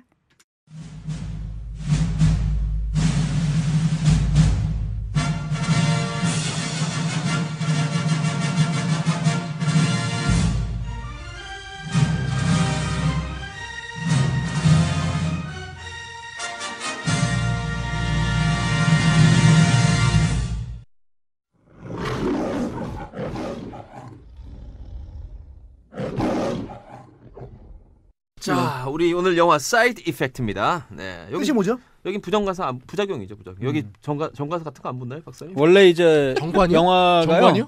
이게 복수형 정관 없잖아요. 좀 부정이에요. 이게 복수형으로 돼 있어요. 그래서 사이드 이펙트로 돼 있습니다. 원래 사이드 영화가. 이펙트입니다. 스티븐 소더버그 감독. 우리 헤이와이어의 빛나. 그렇죠. 버그형. 버그형이 사실 나인틴에게 우리가 버그형에게 빚지고 있는 게 많아. 아주 그 캐스팅이 빵빵합니다. 네. 주드로, 채닝 테이텀, 뭐 캐서린 제타 존스 많이 납니다. 그리고 우리에게는 많이 알려져 있지 않지만 사실 주인공은 루니 마라라는 여자고요. 네. 밀레니엄 시리즈의 주인공이죠. 그렇죠, 네, 그렇죠. 이거 뭐 에밀리 뱅스 뭐 이렇게 많이 나오는데 그냥 배우 이름으로 제가 하겠습니다. 항상 하는 네. 것처럼. 자, 루니 마라라는 배우. 루니 마라가 이 여주인공인데 이 여자가 굉장히 그 우울증을 앓고 있어요. 그러다가 이제 한 정신과 의사 어떤 일이 생기냐면 주차장 벽을 그냥 자기가 그냥 차로 갖다 들이받아 버려가지고 그 사건을 계기로 주드로라는 그 정신과 병 의사를 만나게 됩니다. 의사랑 이제 만나서 뭐 카운셀링을 받고 하다가 의사가 처방해준 약을 먹게 되는데 이 의사가 그 말하자면 제약회사에서 로비를 하잖아요. 네네. 신약이 나오거나 이러면 요걸 쓰고 뭐 아니면 또 이제 연구 대상으로 해주고 그 대신 대가로 뭐 연구비를 지원해준다든가 이런 식의 거기 등장하는 게 바로 임상 실험이에요. 임상실험. 환자를 임상실험. 대상으로 임상 실험을 맞습니다. 해서 네. 그 결과치를 자기네들한테 보내달라는 거죠. 그렇죠. 네. 물론 이제 환자들이 서면 동의를 거쳐서 그 장면이 나오죠. 사인하는 장면. 그럴 경우에 대부분 환자들은 약은 공짜로 받습니다. 네, 약값을. 당신이 의사가 아니라 당신 와이프가 의사잖아. 왜 당신이 의사인 그래? 알았어. 아니 죄송합니다. 약값을 공짜로 받는 게 아니고 돈도 좀 소정의 맞습니다. 그런 돈도 경우도 받잖아요. 있어요. 그런 경우도 있어요. 나도 그럼 약에 대해서 한마디 할 수 있단 말이야. 아 여기도 약사구나 또 부인이. 그러니까 한마디 해야 그 될 거 아니야. 소정의 출연료처럼 소정의 그 소정 약. 교통비를. 그 리워드를 받습니다. 예. 그 러브 앤 드럭스라는 영화를 보면 그 네. 비아그라가 만들어지던 그때 영화 얘기를 다룬 그 멜로 영화 되게 재밌어요. 되게 좀 감동적이에요. 심혈관 확장제. 근데 거기 보면 막 비아그라를 이제 그 샘플 같은 걸 많이 봤잖아요. 그걸 네. 막 파티에서 뿌리는 장면이 나오는데 정말 통쾌한 장면이 나와요. 옛다 먹으라 하시고 뿌리는데 정말 의사들이 막 그 영업사원들한테 자, 2박스만 막 이런 거 장면 나오는데 되게 웃깁니다. 하여튼 그래서 이제 그 지원을 받는 조건으로 해서 신약 아브락 뭐였는데 아블릭사라는 어블릭사입니다. 어블릭사. 근데 이제 그 약을 먹은 뒤로 에밀리가 후전이 돼요. 된 것처럼 보여요. 그러다가 갑자기 사건이 벌어지는데 남편 채닝 테이텀이 이제 교도소에서 이제 출소한 지 얼마 안 되는 그런 뭐 사기꾼 절반, 사업가 절반 정도 된 느낌이에요. 조금 어두운 세력과 손을 잡고 있는 그런 느낌. 채닝 테이텀이 이제 일을 끝내고 돌아왔는데 한밤중인데 요리를 하고 있는 거야, 에밀리가. 그래서 말하자면은 다가가는 거지 이제 와이프한테 무슨 일인가 싶어서. 근데 갑자기 칼로 배를 찔러버려요. 그래서 죽습니다. 한 번 찌른 게 아니라 여러 번 찔러. 세 번 찌르죠, 세 번. 자, 이 문제는 뭐냐면 이 여자가 몽유병이었다는 사실이 밝혀지는 거예요. 그리고 그 몽유병이 바로 아브릭사의 사이드 이펙트라는 거죠. 자, 이래서 이제 의학 영화인 것처럼 보이다가 스릴러인 것처럼 보이다가 갑자기 법정 스릴러 비슷하게 돼요. 네. 그래서 이제 거기서 검사, 변호사가 등장하면서 이게 정말 이 약의 부작용이냐, 그럼 처방이 뭐가 잘못됐느냐, 의사의 책임은 뭐냐 이래가지고 이제 막 화제가 되고 막 신문에 등장하고 기자들이 몰려고 난리가 납니다. 그러니까 이제 이게 그 여자가 만약에 살인자면은 그 여자가 잘못한 게 되는 거고요. 그렇죠. 만약에 몽유병이어가지고 자기도 모르게 부지불식간에 죽인 거면 심신상실 상태니까. 그러면은 그 약을 처방한 의사의 잘못. 둘 중에 하나의 잘못이 되는 거죠. 그렇죠. 그 시점에서 이제 영화의 주인공이 루니마라에서 주드로로 살짝 바뀌죠. 넘어가죠. 맞아요. 그 전까지는 완전 루니마라의 영화인데 이제 주드로가 이니시티브를 가지고 이제 이야기를 끌어갑니다. 자, 이 뒤에 이야기는 뭐냐면 주드로가 사건을 하나씩 풀어갈 때마다 본질에 다가갈 때마다 이상한 생각이 드는 거예요. 음모가 있다는 생각이 드는 거예요. 네. 그래서 결국 재판이 끝나고 이제 그 루니마라가 형을 받지 않고 병원에서 일정 기간 이상을 치료를 받고 풀려나는 조건으로 이제 끝납니다. 재판을 이제 해서 이제 선고를 한 거야 말하자면. 네. 자, 근데 미국 이 주에는 더블 제퍼디라고 해가지고 한 번 이중처벌 금지 조항이 있는 거예요. 한 번 재판을 했기 때문에 이걸 가지고 또 판결을 번복할 수가 없는 거야. 네. 이미 얘는 이제 무죄 판결 받은 거야. 다시 살인범인 게 밝혀져도 살인범이 아니야. 그런데 이 시점에서 주드로가 이 여자의 혐의를 밝혀낸 거죠. 자, 그래서 뒤를 쫓다 보니까 이 여자만의 문제가 아니라 그 이 여자의 전 말하자면 닥터였던 캐서린 제타 존스도 같이 연루가 돼 있다는 사실을 알게 된 거예요. 네. 하나씩 커플을 벗기다 보니까 자기가 표적이 되어서 고의적으로 자기를 지목하고 자기에게 이 여자가 왔다. 그리고 그 배경에는 캐서린 제타 존스가 있고 그 제약회사의 그 주가 변동과 관련된 모종의 거래가 있었다는 걸 이제 파악을 하게 됩니다. 자, 그래서 주드로가 또 꾀를 내요. 이 꾀는 뭐냐면 흔히 이제 용의자들 이 여러 명일 때 수사관들이 쓰는 수법인데 중 같은 이간질을 하는 거예요. 야 게임 이론. 게임 이론이죠. 야 제가 그러는데 네가 있다 그러던데 네가 제 그거 증언해주면 너는 내가 풀어줄게. 이런 식으로 루니 마라한테는 캐서린 제타 존스가 자기에게 다가와서 넌 이제 좆데스라고 말하고 또 캐서린 조타 존스에게는 루니 마라가 뭐야? 캐서린 조타 존스? 너희들도 조타 존스라고 했잖아. 너희들도 조타 존스라고 했잖아. 아 그런 식으로 비가 어떡해요. 자, 캐서린 조타 존스는 왜냐면 좆된 캐서린 제타 존스기 때문에 캐서린 조타 존스라고 했어. 좆됐으니까. 좆됐으니까 조타 존스야. 아니 근데 여기서 줄곧 당하기만 하던 주드로가 반전할 수 있는 유일한 어떤 자기의 무기는 그거예요.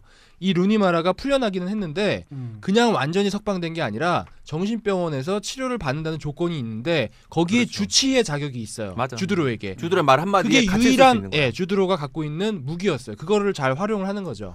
그리고 이제 좆된 캐서린 조타 존스한테 가가지고는 루니 마라가 다 이렇게 해가지고 너희 좆됐어. 너희 조타 존스야 라고 얘기합니다. 그러다 보니까 둘이 불안해가지고 둘 다 주드로에게 협조를 하는 거죠. 말하자면 둘 다 협조해서 주드로를 좆되게 만들었는데 이제는 둘 다 협조를 하는 거예요. 그래서 주드로가 어떤 꾀를 내냐면 루니 마라를 통해서 캐서린 제타 존스의 범죄 행위를 입증합니다. 그래서 캐서린 제타 존스를 집어넣어요. 자, 루니 마라한테는 어떻게 엿을 먹이느냐? 평생 말하자면은 이 정신병 질환 약을 먹이게 하는 거예요. 루니 마라는 그동안 지겹도록 이 약을 먹은 거야. 왜냐하면 정신병자인 척을 했어야 됐으니까. 아니 실제로는 먹지 않았지. 먹지 않았는데 먹은 척만 해댔지. 그동안 그 이 약을 먹고 사이드 이펙트를 가진 그 환자들 눈이 풀려 있다든지 이상한 짓을 한다든지 좀비처럼 걷게 된다는. 보았으니까 이 약을 먹을 수가 없는 거야. 그렇잖아. 우리가 마약이 가득 든 주사를 맞으라고 그냥 못 맞잖아요. 에이즈 혈액이 담긴. 근데 이제 소변 검사를 하겠다고 해서 안 먹을 수가 없는 거야. 그래서 이 여자가 완전 빡 돌아가지고 뛰쳐나가는 순간 이제 경찰한테 붙잡혀 나가고 이 주드로가 얘기를 하는 거지. 이 여자 아직 정상이 아니다. 통쾌하게 복수를 하면서 끝내요. 마지막 장면이. 통쾌한 복수극으로. 이런 줄거리입니다. 뭐가 좋았어요? 줄거리 속에 오늘 좋았어요. 지난주하고 다르게 횡설수설. 지난주엔 제가 뭘 했는지 모르겠어요. 다람쥐 얘기를 했는지 뭔지 모르고. 근데 이번 2주 만에 줄거리 소개는 아니 기네. 이번 주도 사실 약 이름은 좀 헷갈렸는데 다 같은 약이니까. 그럼 같은 약이지. 아브락사스나 아브릭사나 뭐가 뭔 차이? 캐서린 조타 존스나 캐서린 제타 존스나. 아 이게 뭐야? 자 김준 PD님 어떻게 보셨어요?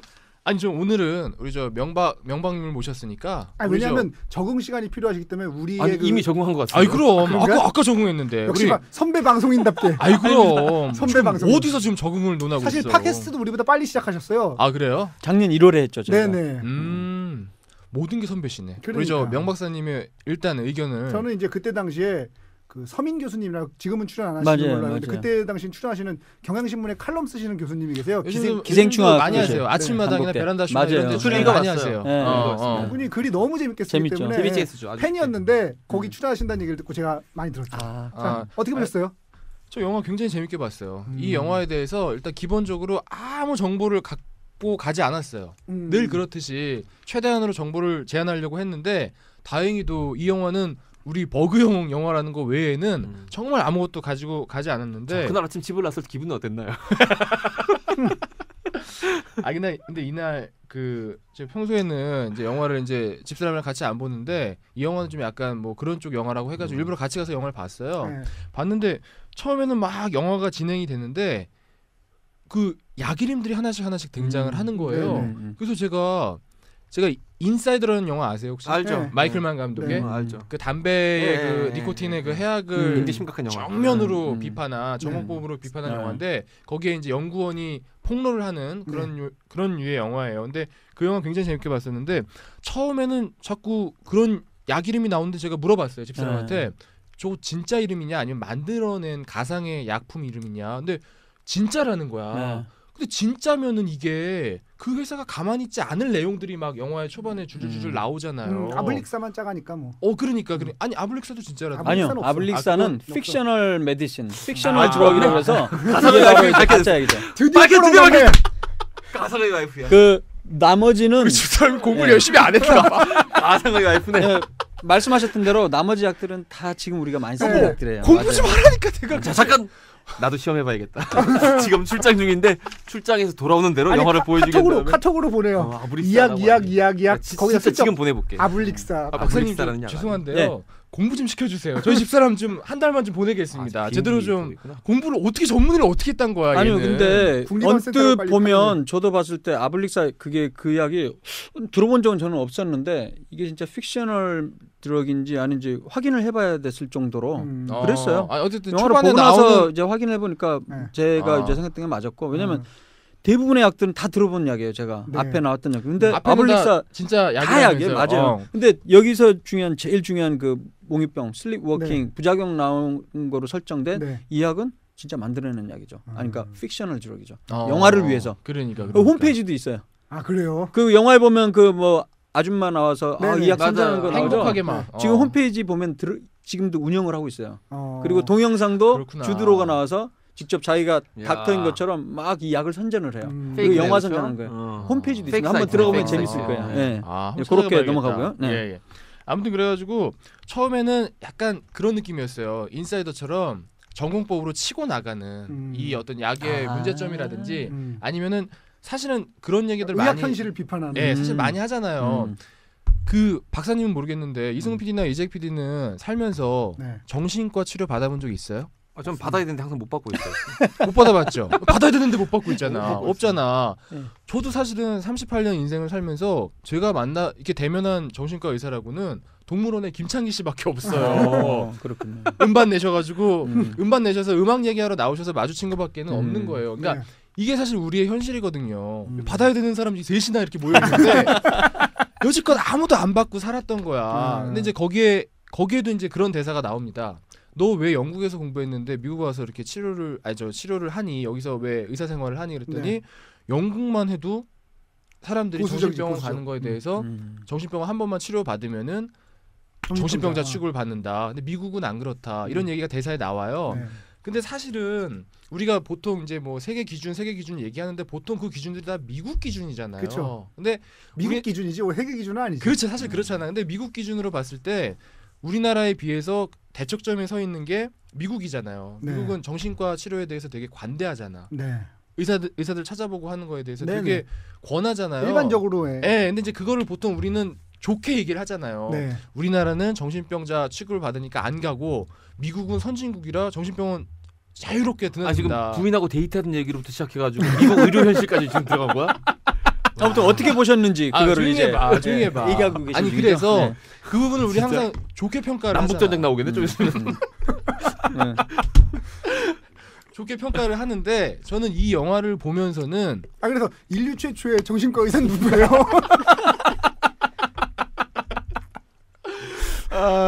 제가 아는 의사는 김창기 씨밖에 없는 걸로. 어쨌든 근데 제가 이 영화를 보면서 우리가 갖고 있던 그 선입견이 있잖아. 우리나라는 정신과를 잘 안 찾아간다.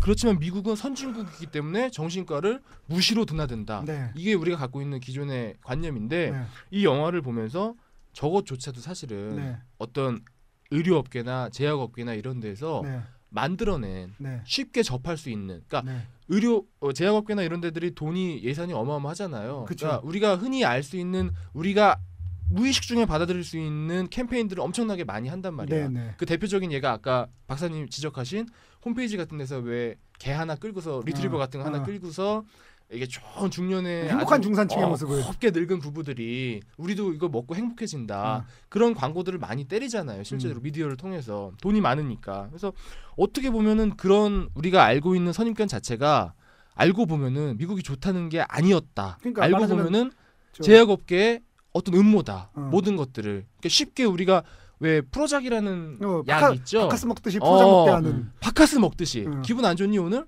프로작 하나를 먹어. 그런 식으로 쉽게 접할 수 있게 만든 그런 느낌이 이 영화를 보면서 약간 매니플레이션 냄새가 나죠. 굉장히 강하게 들었어요. 근데 중요한 거는 인사이더가 전공법이었다면 이 영화는 철저하게 아까 이재익 PD가 얘기한 것처럼 나중에는 법정 스릴러 쪽으로 가요. 근데 미국에는 유독 그런 영화들이 많잖아요. 정신과 의사와 미모의 아름다운 그 환자가 와가지고 엮이는 최종 분석 영화 보셨죠? 봤어요. 킴베시어랑 우마 서먼 나왔던 그런 듯한 느낌, 재밌는 느낌. 그러니까 영화가 2시간이 그냥 재밌게 흘러가는 느낌이에요. 근데 내용 자체는 인사이더가 하고 싶었던 그런 내용들을 그대로 다 했더라고요. 그래서 저는 그런 측면에서 굉장히 높게 봤어요. 재밌게 보면서도 메시지는 충분히 그 안에다가 잘 녹여서 표현을 했다. 그래서 저는 굉장히 재밌게 봤습니다. 이재익 PD님 어떻게 보셨어요?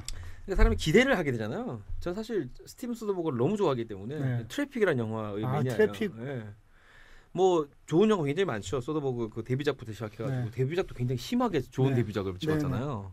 아니 이번 영화를 끝으로 은퇴를 한다고 그랬어요. 근데 지금 나이가 50이고 63년생이거든요. 한참 할 나이에. 한참 할 나이인데 은퇴해도 돼요. 왜냐면은 보통 우리 데뷔 연도가 감독 데뷔 연도가 보통 37살이에요. 평균적으로 보통 봤을 때 데뷔하죠. 우리 나이 정도에. 근데 이 소더버그 버그 형은 27살에 데뷔작을 내놨는데 그게 바로 황금 종려상과 썬댄스를 동시에 양쪽을 석권하면서 완전히 헐리우드에서 엄청난 진짜 27살은 우리가 SBS 입사할 때 떠올랐지. 그러니까 말하자면 지금 50이니까 다른 감독으로 치면 60이나 마찬가지야. 사실 은퇴해도 돼. 은퇴해도 될 정도로 생각을 해봐봐. 만약에 내가 27살에 칸에서 황금 종려상을 받았다고 생각을 해봐봐. 어떤 기분일까? 그건 마치 제가 36살에 원더풀 라디오를 쓴 기분?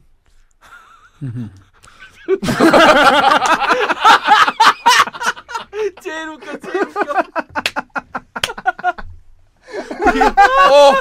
우리가 정말 아연실색하고 있는데 박사님은 예의상 그래도 손님이시니까 이렇게 또 반응을 해주시네. 정말 리액션의 천재. 역시 선배 방송인. 달라 역시. 시원하게 낚았어. 정수면 국장님하고 방송하시던 분이라 이게 달라. 호기심 천국. 그 프로그램 뭐 하셨어요 예전에? 한 뭐 5개월 6, 7개월 하다가 없어진 프로그램인데요. 내가 본 세상이란 게 있어요. 기억 잘 안 나실 거예요. 네, 안 나요. 예, 뭐 임마룡, 김미연 누님이 그 사회 보고 나머지 패널들이 이제 뭐 오미 씨, 최병서 씨, 그다음에 뭐 옛날 그 야구 선수 최동원 씨 여러 명 나와서 하는 코너 이렇게 진행하는 뭔지 알 것 같아요. 최동원 선수 나왔다 그러니까. 그러니까 그 당시에 이제 한참 룰라부터 해서 또 어디죠 뭐 이렇게 한참 떴었잖아요. 그 시기에 저희 프로 갖고 신인이라고 왔을 때 야 그때는 진짜 저 사람들 누구야 이랬는데 야 그렇게 컸죠. 1년 있다가 빵 떴죠. 그런 시기였습니다. 다시 또 들어가 계십니다. 그러네. 컸다가 또 다시.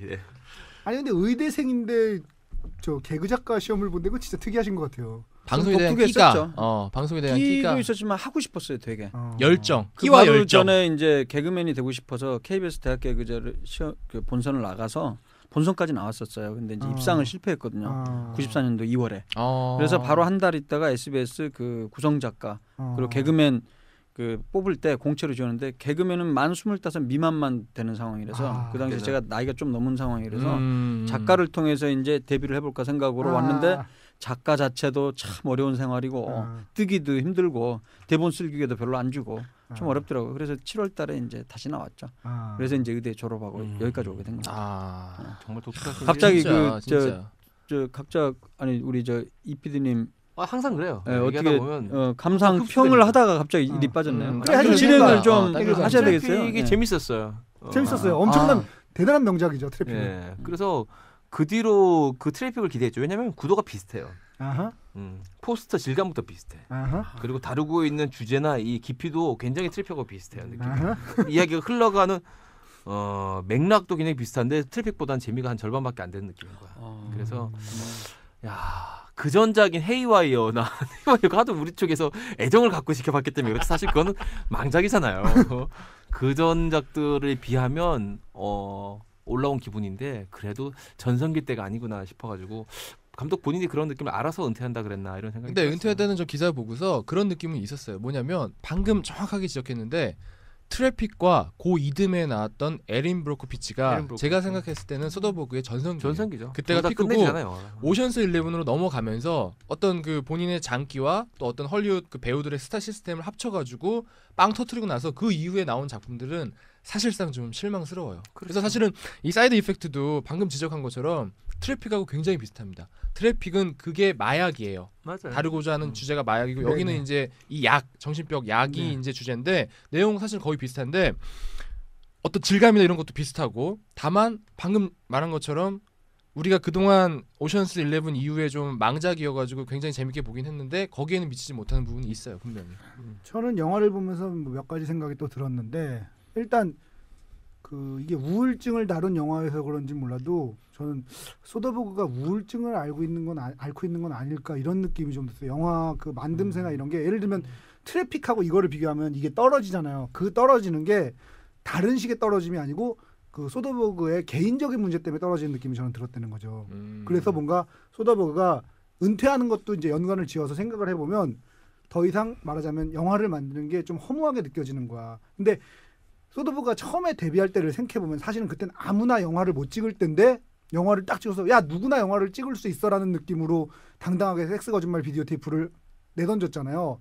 근데 그렇게 시대가 지나면서 지금은 누구나 영화를 찍을 수 있는 시대가 됐단 말이죠. 말하자면 아이폰으로 영화를 찍으니까요. 영화를 찍을 수 있는 시대가 됐는데 그 간극 사이에서 어디선가 소더버그는 우울해진 거죠. 무언가 영화 만들고 이런 데 있어서. 그래서 트래픽 같은 영화를 못 내놓고 이런 영화를 내놓게 된 게 아닌가 하는 느낌이 들고 그게 은퇴랑 이어진 게 아닐까 해서 소더버그 선생님 우리 버그 형이 우울증을 앓고 있는 건 아닐까 이런 생각이 들었고요. 그럼에도 불구하고 저는 이런 사실은 이게 사회파 추리물이잖아요. 사회파 추리물을 소더버그식으로 잘 풀었다라는 생각은 들어 재밌게 봤어요. 재밌게 봤고 그거를 트래픽이나 오션스 11 뭐 이런 것들이랑 비교를 하니까 그렇다는 거지 이것 자체만 놓고 보면 뭐 재밌는 영화고요.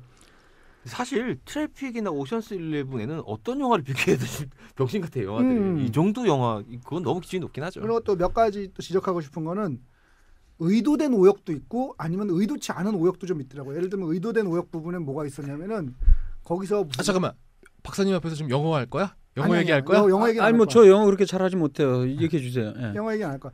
거기서 제약회사 주식을 사내 만에 하는 얘기가 나오거든요. 근데 거긴 정확히 생각하면 주식을 사서는 돈을 벌 수가 없어요. 옵션을 사야 돈을 버는 거거든. 주식 가격이 떨어질 때 돈을 버는 건 풋옵션을 사야 돈을 버는 거거든요. 근데 거기서는 번역에 주식이라고 번역이 나옵니다. 근데 말은 옵션이라고 얘기를 하죠. 그러니까 그런 부분들이 왜 그렇게 번역했는지는 알겠어요. 옵션이라고 그러면 사람들이 못 알아들으니까 그렇죠. 주식이라고 한 거 알겠는데 거기서 주식이 되면 그 순간에 혼동에 빠진 거예요. 아니 거꾸로가 되죠. 자기가 주식을 샀는데 그 회사가 망하면은 떨어지는데 어떻게 돈을 벌지? 뭐 이런 생각이 들게 되는 거죠. 그러니까 그런 식으로 부분 이제 의도된 오역과 의도치 그거는 약간 그냥 풋옵션에 대해서 설명하기 어려우니까 네. 일부러 그냥 그렇게 한 것 같기도 하고. 그 이제 조금만 유머 포인트들이 숨어 있잖아요. 부작용 얘기를 하면서 약의 부작용 얘기를 하면서 탈모 얘기가 나와요. 그거를 굳이 주드로가 있는데 탈모 얘기를 한 거는 아니 최근에 사진이 머리가 뻥 뚫린 사진이 나왔어. 아니, 그렇긴 한데 가십거리에 엄청나게 막 이렇게 연애를 하네. 딱 봐도 탈모잖아요. 그러니까 그 M자형 탈모라고 하는. 근데 그래도 처음에는 주드로 탈모할 때 되게 당황스러운데 이제 자리를 잡았어. 나름대로 이제 다시 멋있어졌더라고. 주드로 멋있어. 처음에 대머리 있을 때는 주드로 어떡하냐 이랬는데. 왜냐면 옛날에 그 꽃미남 그게 사라져 버려가지고.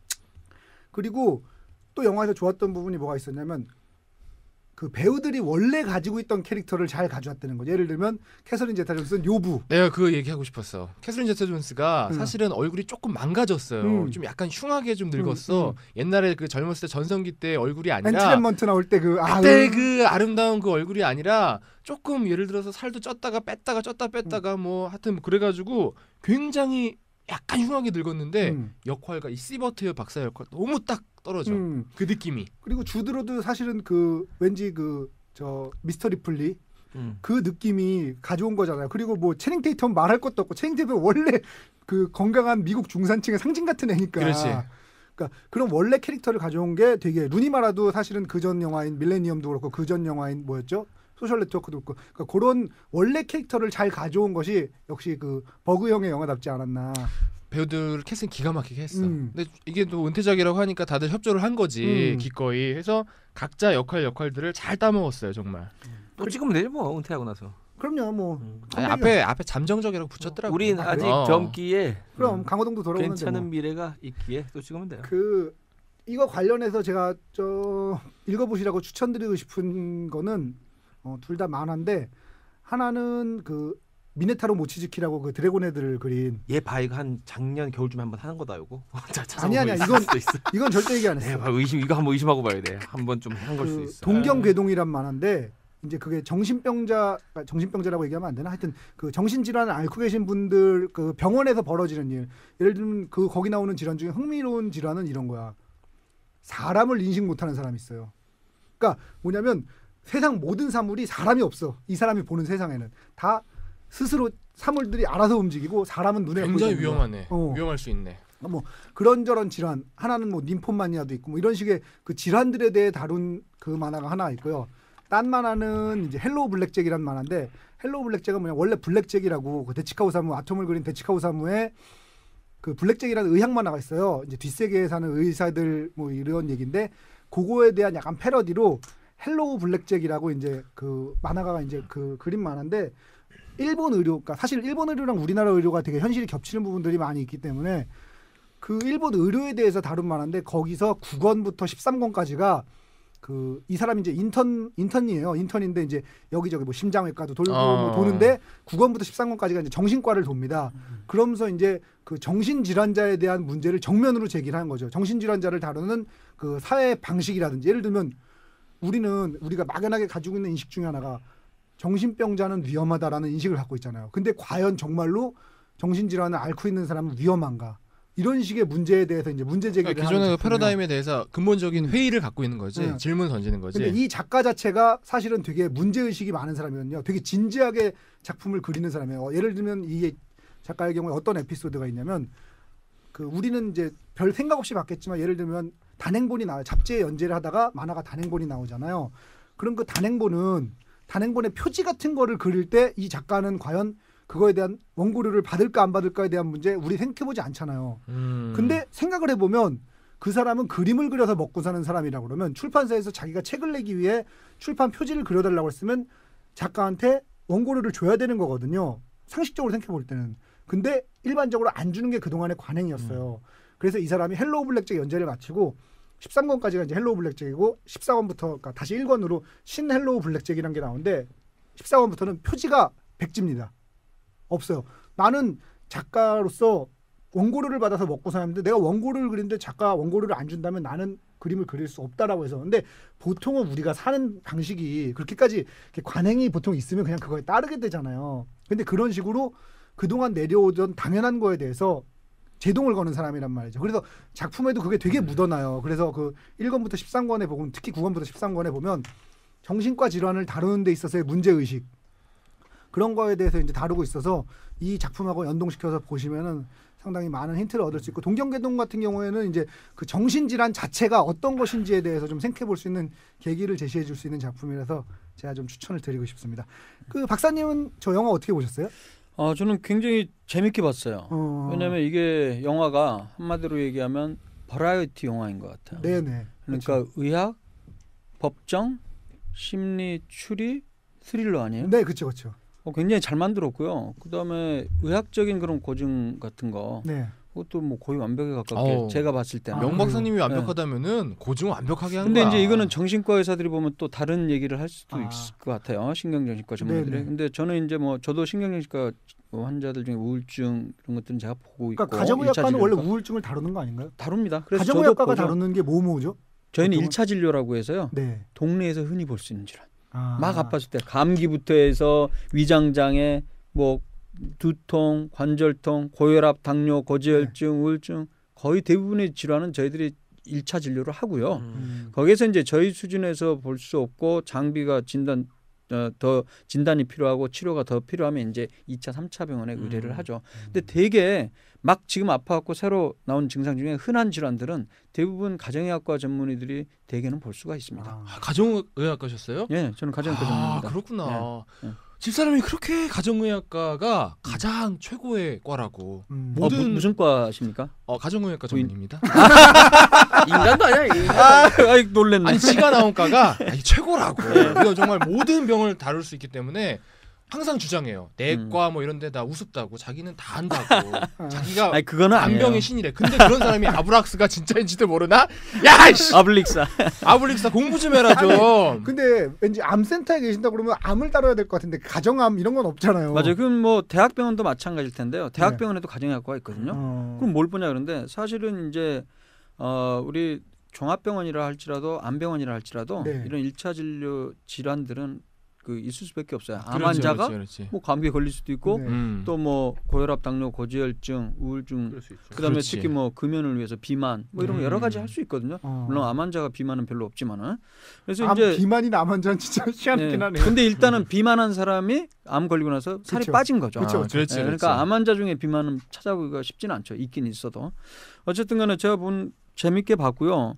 특히 왜 또 재밌냐면 의사들이 보면 더 재밌을 것 같아요. 왜냐면 우리가 익숙한 아까 말씀하셨던 네. 약들이 계속 나와요. 네. 뭐 졸로푸트부터 해서 네. 이제 사실 이 부분은 좀 설명이 좀 필요할 것 같은데요. 네. 도움이 혹시 될까 해서 일단 우울증, 네. 우울증 자체는 굉장히 흔한 질환 중에 그쵸, 하나예요. 그쵸. 뭐 유병률, 평생 유병률이라고 해서 유병률이라는 건 병을 갖고 있는 사람들의 분율인데 네. 여기서 평생이 붙는다는 얘기는 태어나서 죽을 때까지 죽을 한 번쯤. 때까지 그렇죠. 몇 번 정도 걸리냐, 걸린 사람이 몇 명 정도 되냐.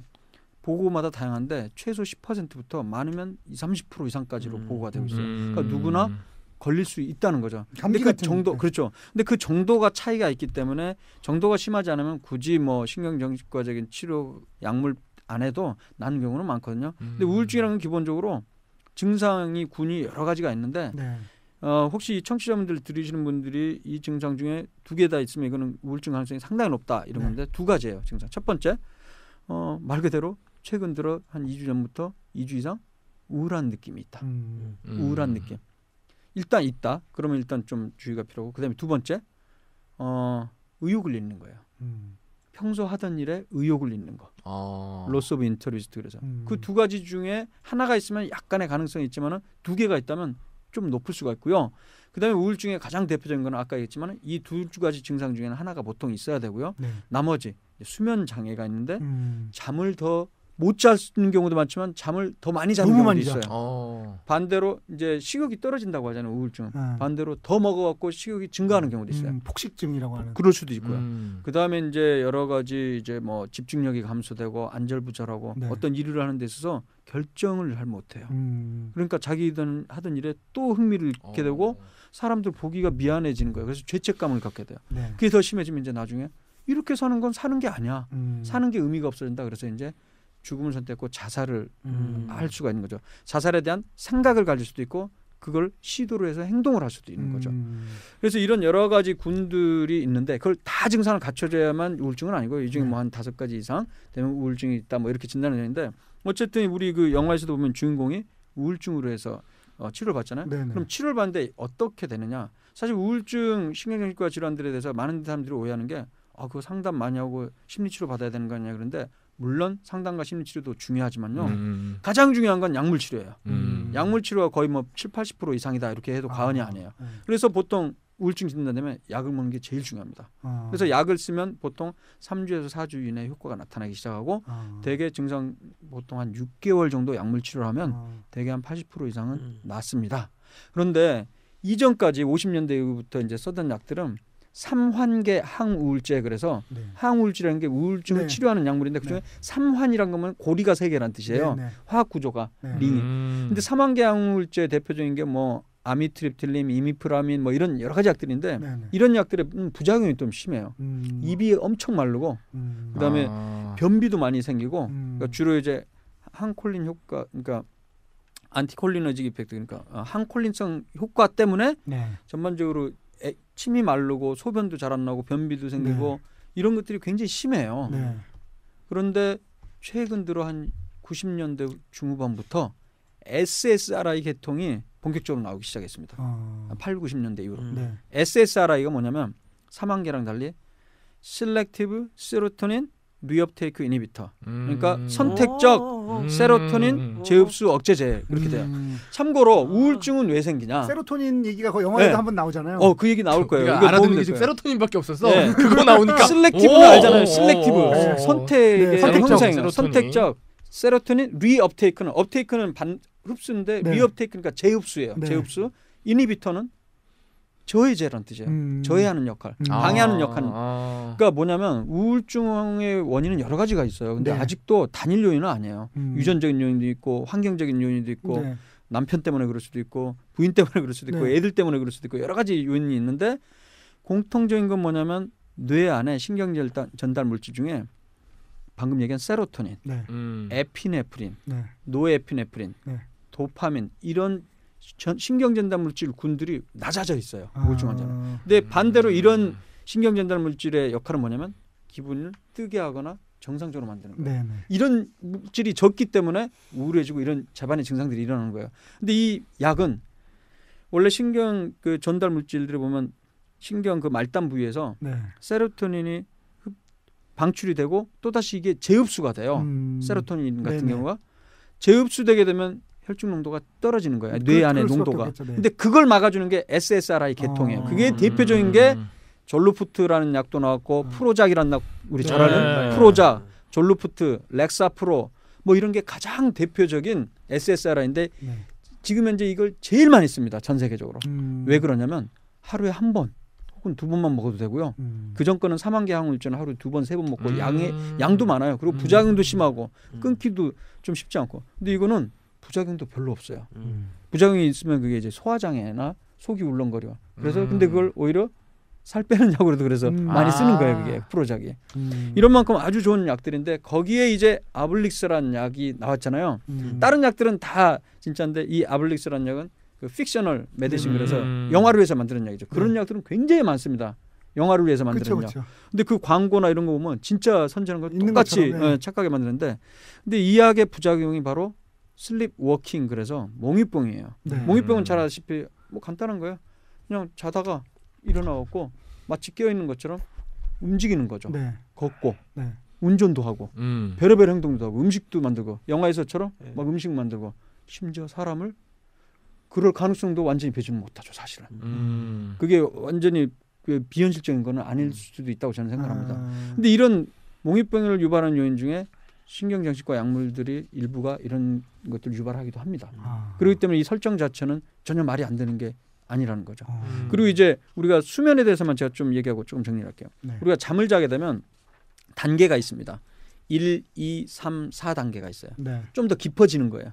그 파도 달라지고 1, 2, 3, 4단계로 내려가는데 그거 말고 다시 5단계라고 할 수 있는 게 쭉 올라갔고 거의 각성 비슷한 전이 상태가 뭐냐면 렘 수면이라는 게 있어요. 레피드 아이 무브먼트. 잘하시네요. 레피드 아이 무브먼트 그래서 REM. 레피드 아이 무브먼트. 눈이 빨리 움직여요. 그러면서 이게 거의 각성 상태랑 비슷한 상태로 근데 운동 기능은 마비돼 있지만 나머지 상태는 굉장히 깨어 있는 상태랑 비슷한 상태예요. 근데 이때 사실 꿈을 꿉니다. 우리가. 그리고 지금 몽유병 상태는 어떤 단계냐면 1, 2 해갖고 3, 4단계 정도의 몽유병 상태가 많이 나와요. 지금 이 상태에서 이런 일들이 벌어졌다고 이제 보통 얘기하는 거죠. 그래서 뭐 의학적인 거를 보면 거기에서 전반적으로 설정들은 상당히 그럴듯하고 정말 그 자문을 잘 받아서 만들어지지 않았나 그런 생각이 듭니다. 그 영화 인셉션도 그 꿈에 대한 얘기잖아요. 그것도 좀 나름대로 그럴듯한가요? 와, 그런데 그거는 너무 어렵지 않나요? 어렵긴 한데 왠지 그 꿈의 단계란 것도 그렇고. 그렇죠. 우리가 그런 표현이 많지 않지만 소설 중에 액자 소설이라는 게 있잖아요. 이야기가 있는데 그 내용 중에 또 이야기가 액자처럼 끼어 있는 것처럼 인셉션은 그게 몇 단계로 돼 있죠. 그렇죠. 꿈의 단계처럼 그러네요. 꿈의 단계랑 좀 비슷한 그런 상황이잖아요. 저 앞으로 다음 주부터 고정 패널로 모시고 이렇게 모든 영화의 의학적인 거는 여쭤보고서 넘어가는 걸로 합시다. 그래서 스티븐 소더버그 이분이 그 스티븐 스필버그랑 그 두 글자만 다르네요. 개그도 치시네. 역시 이분이 작가 출신이나 다르죠. 보니까 그 전에 조타 존스의 굉장히 호응하시는 것 같은데. 그 인썸니아도 이분이 한 거든가요? 아니요, 그거는 크리스토퍼 논란이에요. 인셉션을 찍은 크리스토퍼 논란 감독이. 그건 좀 다른 거군요. 근데 이분이 참 그건 논란 표정 하지 마세요. 굉장히 놀랐어요. 근데 아무튼 이 영화만 끝내고 그냥 은퇴한다는 게 저는 너무 아쉽죠. 아쉽죠. 저는 이게 사람마다 다르지만 너무 흥미롭고 재밌게 봤고요. 별점으로 두면 5개 중에 저는 뭐 4점 이상. 그건 좀 이따가 또. 원래 하는 거 있으니까. 아마 이전작인 컨테이전도 사실은 저 질병이 이제 퍼지는 거죠. 질병이니까 재밌게 보셨을 것 같은데. 그리고 아까 뭐 트래픽 그건 제가 못 봤는데 그거 꼭 보도록 하겠습니다. 그러니까 트래픽하고 컨테이전은 다 의학이랑 관련된 영화니까 한번 보시면 트래픽은 저는 나중이라도 제가 또 영화 배우도 하고 싶지만 영화 감독을 좀 하고 싶거든요. 나중에 여력이 되면 이런 영화 좀 만들어 보고 싶어요. 너무 잘 만들었어요. 박사님께서 영화를 딱 찍자마자 바로 명감독이 되십니다. 저는 이제 MC 찍자마자 데뷔작인데 그냥 명감독이야. 이거 들어보면 얘는 이제 완전 공중파야. 따자마자 그냥 영화 진짜 메가폰. 근데 참고로 원래 공중파라는 용어도 쓰지만 정식 용어는 지상파라고 네, 그러지 않습니까? 뭐 어차피 정식이 아니니까. 방송 전문가신데. 의학 박사가 면허를 따는 순간 명의야. 대한민국 명의. 나중에 이거 저 보이는 라디오 저 ENG 카메라로 좀 해드리고 그랬으면 좋겠어요. 방송 여기서 또 이제 또 아는 척 잘 깨고 계셔. ENG 카메라. 일렉트릭 뉴스 게더링의 약자죠 그게 또. 원래 SNG에서 시작됐죠. 셀라 뉴스 게더링. 신문방송학 부전공을 하셨나 봐. 이분 정말 아무튼 저는 그렇게 봤습니다. 네. 그 영화에 보면 저는 또 재밌게 봤던 대사 중에 하나가 사실은 그게 아주 짧게 나오는 거 있어요. 그 캐서린 조타 존스가 저 주드로한테 좋다 주드로한테 fucking genius라는 얘기를 해요. 뭐냐면 영화 내용으로 미루어 짐작 나온 내용은 아니지만 미루어 짐작해 보면 주드로는 원래 되게 유명한 의사인 거예요. 그리고 그러니까 천재적이고 그래서 유명해서 주드로가 선택된 게 저 루니마라는 우연인 줄 알고 있지만 캐서린 제타 존스는 걔를 찍은 겁니다. 네, 시기하고 미워하고 있었던 거. 그러면서 좋아했던 것 같아요. 굳이 fucking genius라는 말을 할 필요가 없거든요. 그걸 했던 건 원래 멀리서부터 지켜보고 있었던 거야 저 사람을. 그래서 너 한번 좆대 봐라. 이래가지고 했던 건데 그게 fucking genius라는 대사 안에 그런 모든 맥락이 다 포함되어 있다고. 실질적으로 필요했던 게 이 사람이 막 5천만 불짜리 그런 임상 실험을 수주를 하잖아. 그러니까 그런 사람이 예를 들어서 아까 얘가 환자가 되든지 얘가 잘못한 거든지 둘 중에 하나가 돼야 되는 거잖아. 얘가 살인범이든 아니면 얘가 잘못한 거든 그런 사람이 그게 잘못을 해야 주가의 영향력이 더 훨씬 파급력이 크다. 그러니까. 근데 괜히 찍은 게 아니지 주드로를. 조금 제가 딴지거는 걸 좋아하거든요. 원래 나른 의사에서 하나 확인해 볼게. 그게 5천만 불이 그게 전체 임상시험 규모가 그랬던가요? 거기서. 근데 중간에 막 대사하는데 저는 듣기에 이제 부인이랑 얘기할 때 그 주드로가 $50,000 이렇게 맞아요. 얘기를 했거든요. 그래서 나는 5만 달러면 5천만 원 정도 자기한테 이득이 될 거라고 생각하는데 자막이 어떻게 일어나는지 제가. 그러니까 5천만 불이라고 자막은 계속 나오는데요. 그게 아까 제가 말씀드린 의도된 오역. 이든지 아니면 의도치 않은 오역인지 그거에 해당되는 부분 중에 하나거든요. 그러니까 좀 제가 그렇고 헷갈렸어요. 뭐냐면 저는 그걸 보고 이렇게 파악을 했었거든요. 5천만 불 정도짜리 임상 실험을 수주하면 자기한테 떨어진 20만 불 정도가 떨어진다라고 실제 그 대사할 때 자막은 사실은 이제 5만 달러니까 이제 5천만 원이든지 5만 달러라고 자막에 나왔어야 되는데 그렇게 나왔던 것 같아요. 그럼 제가 자막을 제대로 보긴 했군요. 그렇고 이상하다 했었어요. 리스닝 실력이 내가 봐서 영문과도 저 부전공을 하신 것 같아. 신방과시 영문과. 혹시 중국어도 하시나요? 아니요, 전혀 못해요. 그냥 술자리에서 웰로 유알라 펑녀 오만 따자이까 깜빼이 하는 이런. 건배사는 해요. 건배사. 야 나보다 잘해. 그래서 제가 봤을 때 저는 건배사만 할 줄 알아요. 어쨌든 전 못 알아들었거든요. 그럼요. 대학교 후배시네요, 저 명 박사님. 그렇군요. 대학교 영문과입니다. 그렇군요. SBS 후배. 이거 뭐 어마어마한 선배님 모시고 방송하고 서로 잘 지내고 저도 좀 지상파 좀 데뷔 좀 하게 해주세요. SBS. 너무 좋습니다. 라디오도 좋고. 정말. 여기 그 위대한 개츠비 생각들 많이 안 나셨어요 혹시? 예, 루니마라가 위대한 개츠비의 걔랑 좀 비슷하지 않아요? 느낌이. 내가 그 표현을 내가 또 쓸까? 그만합시다. 우리 박사님도 계신데 오늘은 저 그 표현 쓰지 않는 걸로 하고요. 그 표현은 사이드 이펙트가 너무 컸어. 재밌게 재밌었는데 너무 컸어. 참고로 사이드 이펙트 이게 보통 우리 배울 때 이제 부작용이라고 그러잖아요. 근데 그 부자가 사실은 좀 다르긴 하죠. 부자가 사실은 이제 반장 부 할 때 그 부예요. 그렇죠. 부반장 할 때. 근데 사실은 내용적으로는 좀 네거티브한 부정적인 그렇죠. 그래서 원래는 의학적으로 우리 얘기할 때는 또 실제 우리 임상시험 이렇게 맨날 사이드 이펙트란 표현보다는 adverse 이펙트 혹은 adverse 이벤트란 말로 좀 더 정확하겠습니다.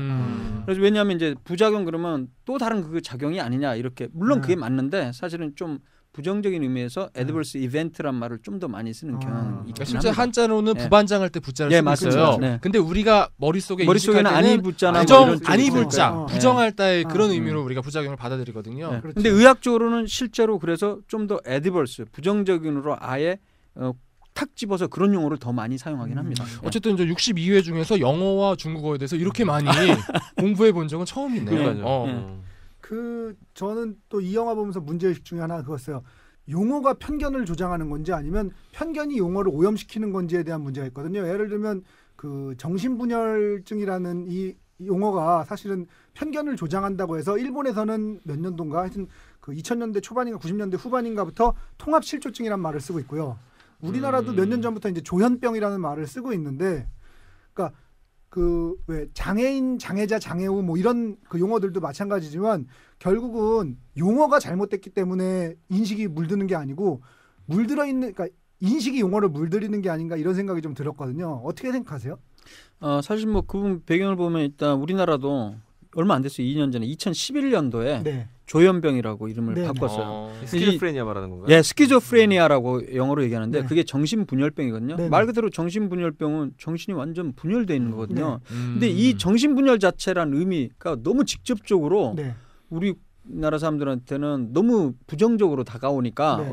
바꾼 거죠. 그래서 이 조현은 이제 우리 그 현악기 줄 고르는 조현 그 네네. 똑같은 거를 사용하는데, 그러니까 이런 스키조프레니아 즉 정신분열병 환자의 모습이 현악기가 정상적으로 조율되지 못했을 때 모습처럼 혼란스럽다. 네. 이런 상태를 보는 데서 비롯됐다고 돼 있거든요. 그리고 또 하나 추가를 하면 우리가 정신과 자체도 네. 정신건강의학과라는 명칭으로 정식으로 바뀌었죠. 몇 년 전부터. 정신건강의학과. 정신건강의학과로 바뀌었습니다. 네. 왜냐하면 정신과 자체에 대한 또 너무 부정적인 이미지가 있기 때문에 뒤에 건강이란 걸 좀 더 뭐 긍정적인 걸 붙여줌으로써 네. 그렇게 이름도 바꾼 거거든요. 저도 뭐 그런 부분은 어느 정도 뭐 동의를 합니다. 예. 그러니까 그런 식으로 용어에 대한 이게 되게 중요한 것들이 제가 최근에 느낀 것 중에 이게 있어요. 그 서울대에 보면 융합대학원이라고 있습니다. 안철수 원장이 이제 거기 융합대학원장을 하셨었는데, 사실은 융합이란 말이 그 원래 처음에 카이스트에서 만들어진 말을 서울대에서 쓰기 싫어서 그 바꾼 말이잖아요. 원래 이제 통섭이라는 개념을 카이스트 쪽에서 처음 내놨었는데, 통섭이란 말을 그대로 받아들이기엔 서울대 쪽에서 자존심이 뭐 받아들이기가 쉽지 않으니까, 제가 알기는 그래요. 그러니까 정확히 아닐 수도 있는데 받아들이기가 쉽지 않으니까 융합이란 말을 만들어냅니다. 근데 통섭이란 말을 좀 공부를 해보면 통섭이랑 융합은 좀 의미가 다르거든요. 통섭이 약간 더 고차원적인 의미거든요. 근데 서울대가 아무래도 주르다 보니까 융합대학원, 융합이라는 말로 바꿔놨는데, 융합하고 그러니까 통섭 안에 융합은 포함되지만 융합은 통섭을 다 포괄하지는 못하는 것 같아요. 그래서 그런 용어 자체가 이런 힘의 논리에 의해서 물들어버리면 그 통섭에서 할 수 있는 일들은 융합에서 못하는 게 있는데, 그런 식으로 사회가 나아가는 방향까지도 잘못 지향할 수 있는 게 아닌가 이런 생각이 좀 들어서, 그거에 대해서 이제 용어 얘기를 좀 이런저런 용어를 정의하는 게 얼마나 중요한 문제인가에 대해서 얘기를 좀 해보고 싶었고요. 개인적으로 이런 생각을 합니다. 우리가 똑같아? 우리가 뭐 언어의 뭐 오염 뭐 이런 얘기를 할 처지가 아니라고 생각합니다. 우리는 오염시키지. 그러니까요. 우리가 오염을 안 시킨다는 얘기가 아니야. 것 같아요, 네. 우리가 오염을 안 시킨다는 얘기는 아니고 그 딴 데서 그렇다는 얘기지. 그 용어가 편견을 조장한다. 지금 이 영화 주제랑 어떤 직접적인 관련인지 제가 잘 이해를 못했고요. 관련은 없어요. 그렇긴 한데 이해 못하시는 게 당연해요. 저희는 늘 격가지로 나가니까요. 예. 괜찮아요. 근데 그래서 생각난 게 이제 아까 장애인, 장애우인데 사실 80년대 초반에 이제 저희 아버지가 재활원에서 일을 하셔서 그때만 해도 장애자라는 표현을 썼었는데 장애자가 비칭이다 해서 장애인이란 말로 바뀌었는데, 그것도 결국 지금 와서는 장애인이 비칭이다라고 또 오염이 돼 보니까 저는 이제 그걸 보면서 근데 이제 장애우라고 하는데 장애자 분들은 집단에서는 그 말이 또 더 싫대요. 맞아요. 그쵸? 오히려 그게 좀 더 동정하거나 비웃는 느낌이 들죠. 더 편견을 조장할 수 네네. 있다. 그래서 그냥 장애인으로 해달라고 하는 것으로 알고 있어요, 제가. 네. 예, 맞습니다. 그래서 최근에는 장애우라는 말을 못 쓰게 해요. 그죠. 근데 장애우로도 꽤 많이 쓰더라고요. 많이 쓰죠. 공식적인 거는 안 쓰는지. 근데 그분들 입장에서는 장애우라고 하면은 우리가 마치 도와줘야 하는 그렇죠. 친구야. 그러니까 본인들이 잘 독립적으로 사실 수 있는데도 도움을 받아야 된다는 편견이 그 안에 녹아 있거든요. 그래서 진짜 그 본인들이 원하시는 대로 불러드리는 그럼요. 게 그거는 정답이 사회 아닌가. 그 전반적인 뭐 바로 합의는 아니지만 분위기와 그 전반적인 추세에 따라서 자연스럽게 좀 흘러가는 게 좋을 것 같아요. 그래서 우리가 짜장면도 쓸 수 있는 거고 그런 거 아닙니까? 그렇습니다. 저는 옛날부터 다들 느꼈지만 짜장면 쓰고 싶은데 자꾸 자장면. 어머님은 자장면이 싫다고 하셨어. 잠봉은 진짜 좀 왜 그렇게 안 부르지? 그것도 진짜 습관이에요. 관습이고 그런 것 같아요. 그 사실 제가 박사님을 모시고 싶었던 이유는 이 얘기를 하고 싶었었는데, 여기가 사실은 그러니까 격가지로 다루긴 하지만 의사와 저 제약회사 간의 약간 리베이트 문제라든지, 그러니까 우리나라에서도 사실 몇 년 전에 이제 리베이트 금지라든지 이런 게 있었습니다만, 그런 게 실제로 어떻게 벌어지는지 얘기를 좀 듣고 싶었거든요. 좀 민감한 문제라 얘기하시기 조심스러운 범위 내에서만 해주세요. 저는 다 해요. 다 하고 인생 뭐 있습니까? 해야지. 근데 이제 저 같은 경우는 리베이트 이런 거를 거의 안 해요. 저는 요즘도 저는 왜냐면 약을 잘 안 써요. 다른 회사랑 좀 다르게 그렇다고 뭐 말로만 하냐 그런 건 아니고요. 기본적으로 고혈압, 당뇨, 고지혈증이라는 생활습관병은 생활습관 때문에 생기는 거예요. 진단되더라도 생활습관을 통해서 치료를 해야 된다고 생각을 해요. 그거는 의학적으로도 가이드라인에 나와 있는 건데 네. 요즘 시대는 너무나도 제약회사 특히 이런 그 자본주의 사회에서 네. 이런 돈과 관련이 되면서 의사들도 거기에 자신도 모르게 물들어가면서 실제 약에 너무 의존해요. 그 영화에도 보면 이렇게 중간에 나오잖아요. 뭐 네. 가서 그 의사들이랑 제약회사 스테이크 직원이랑 스테이크 먹으면서 그런 게 있고 그다음에 근데 이런 그 사실 약보다는 생활습관 개선이 너무나 필요하다고 생각을 해서 저는 그렇게 하고 있기 때문에 실제로 제약회사 직원들이 제 방에 많이 안 찾아오는 상황입니다. 그렇지만 이제 제가 조금 뭐 객관적으로 말씀을 드리면 리베이트라는 거는 이제 일종의 깡 뭐 그런 개념 아니에요? 네, 그렇다고 봐야죠. 일종의 그러니까 약값이 이렇게 많이 나오게 되는 거는 결국 그 일부 포션은 의사한테 주는 거예요. 네. 다시 돌려주는 거잖아요. 네네. 그래서 리베이트라고 그러는데 네. 그게 좀 심각한 문제죠. 차라리 저는 그게 아니고 제약회사에서 우리 소비자들한테는 가격 그대로 하면서 자기네가 홍보용을 위해서 의사들한테 좀 쓴다면 근데 그것도 문제가 있긴 있군요. 그게 불가능하니까. 사실은 네. 그렇게 하면서 리베이트를 받으니까 사실 그 해당 약만 또 많이 처방하는 네. 경향이 있거든요. 의사들도 사실은 많이 반성을 해야 된다고 저는 생각을 합니다.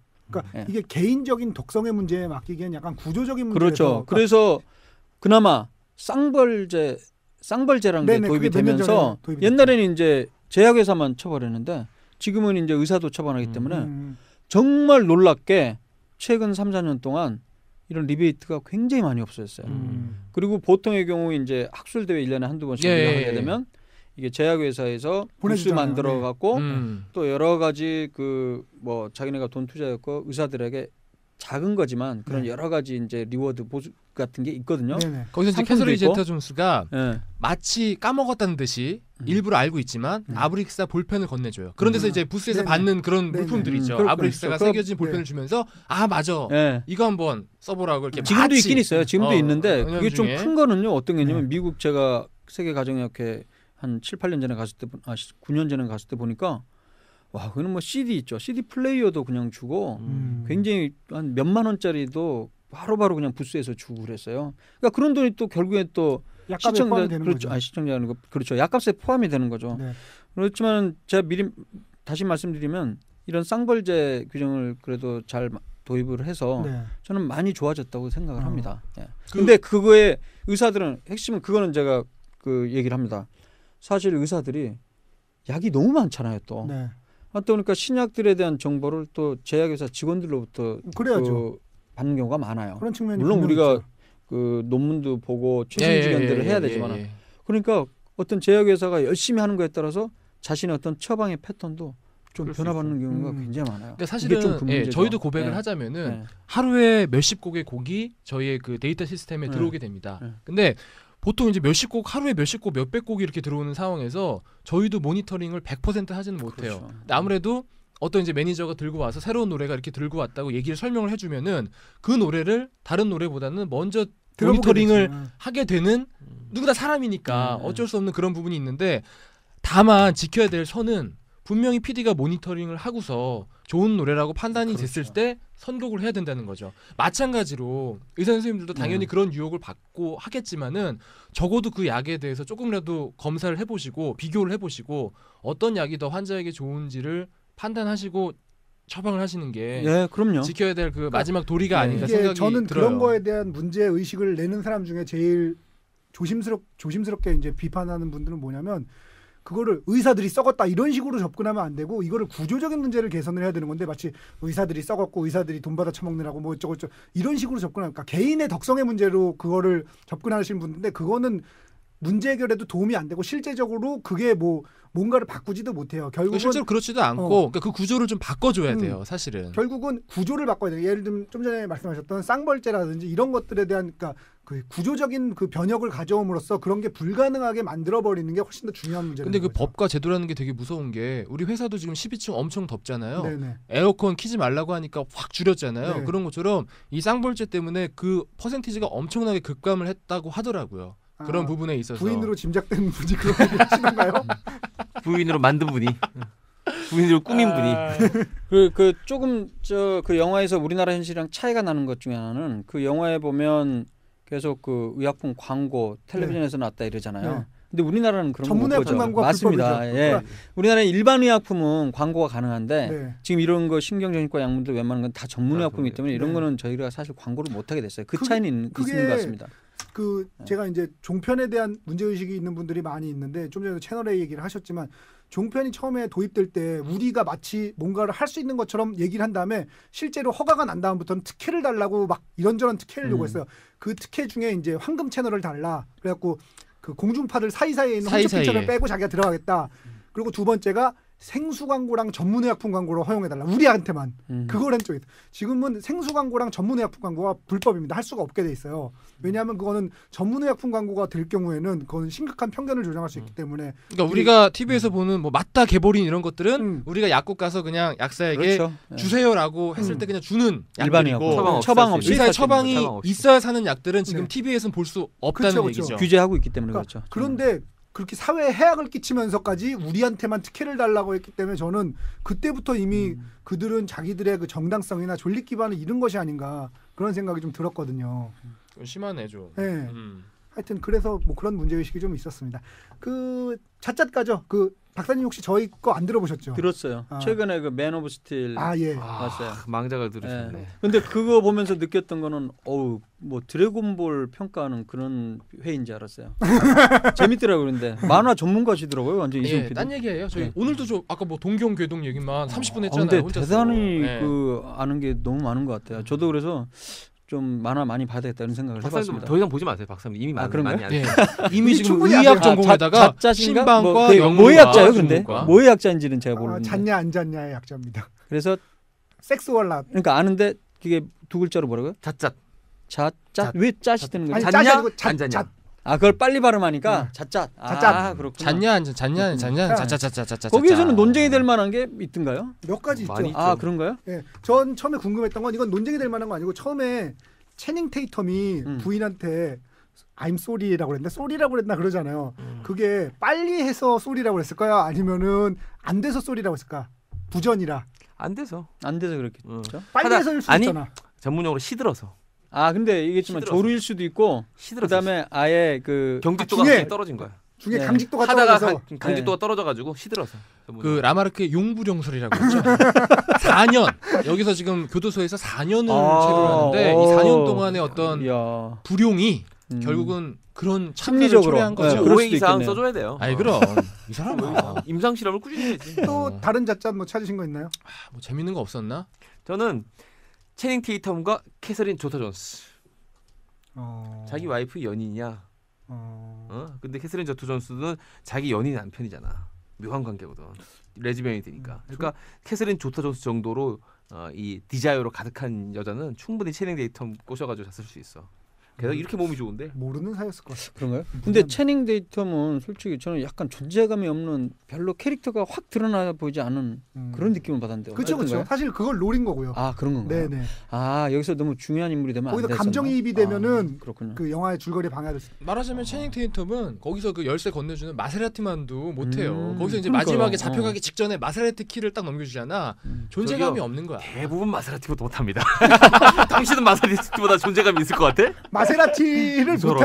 마세라티 너한테 주면 굴릴 수 있을 것 같아. 그거 1년에 그 저 차 굴리는 돈만 3,000, 4,000씩 들어. 면허 없으시잖아요. 어디서 차 유지비를 내 앞에서 당신이 차 유지비를 얘기해? 근데 내가 차 유지비 얼마 쓰는지 알아. 중간에 생뚱맞은 얘기는 하긴 합니다만 사이드 이펙트 보면서 느꼈던 건 보니까 저보다 나이 많은 사람들이 없더라고요. 주연 배우 중에. 그런가요? 주드로가 1972년생인가 그렇고 저보다 4살이 어려요. 캐서린 제타 존스는 69년생이더라고요. 저보다 1살이 어립니다. 아 박사님이 68년생이세요? 예, 저는 줄드로가 딱 봤을 때 제 나이 이상은 비슷하거나 이상인 줄 알았는데. 근데 보니까 박사님도 우리랑 궁합이 굉장히 좋은 게 좋을 수밖에 없는 게 하나만한 이야기를 굉장히 진지하게 계속 딴 얘기를 해. 네, 계속 딴 얘기 원래 좀 합니다. 죄송합니다. 편집해 주세요. 영화를 보면 저희가 프로그램 지향점이 정확히 그거예요. 계속 딴 얘기를 해. 저희는 항상 사이드로만 나갑니다. 그래서 저희는 사이드예요. 사이드. 저한테 좀 많네요. 제가 발견한 잣잣이 3개가 있어요. 그 파티에서 루니마라가 막 피곤하다고 그럴 때 여자가 친구 부인이 와서 계속 신경을 쓰잖아요. 그러고. 걔랑 채니 테이텀이는 제가 보기엔 잤어요. 난 나는 걔랑 루니마라랑 잤다고 생각해. 아니야. 2가지 근거가 있어요. 근거? 첫 번째 근거는 남편이 너무 늙었어. 남편이 너무 늙었고 얘는 너무 젊어. 오케이. 그리고 2번째는 루니마라를 너무 신경 써. 왜 그렇게까지 신경 써? 잘 모르는 사이인데. 그 두 사람 다 장례식장에도 왔더라고요. 그러니까 걸릴까봐 신경. 그러니까 남편끼리는 친한 친구인데 얘는 이제 남편의 친구하고 잔 거야. 오늘 뭐 자짜도 없는데 난 인합시다. 인하자 이런 거. 이런 자짜 없지 않아요. 자짜 없지 않아. 또 있어요. 또 있어. 검사랑 변호사랑 잤어요. 너무 합의가 쉽게 이루어진다. 검사랑 변호사 거기 흑인 검사랑 변호사 나오잖아. 잤어. 그 둘이 너무 친밀해. 검사랑 변호사 보통 그렇게 친밀할 수가 없거든요. 너무 친밀해. 잤네. 잤어. 마지막 잣잣 갑니다.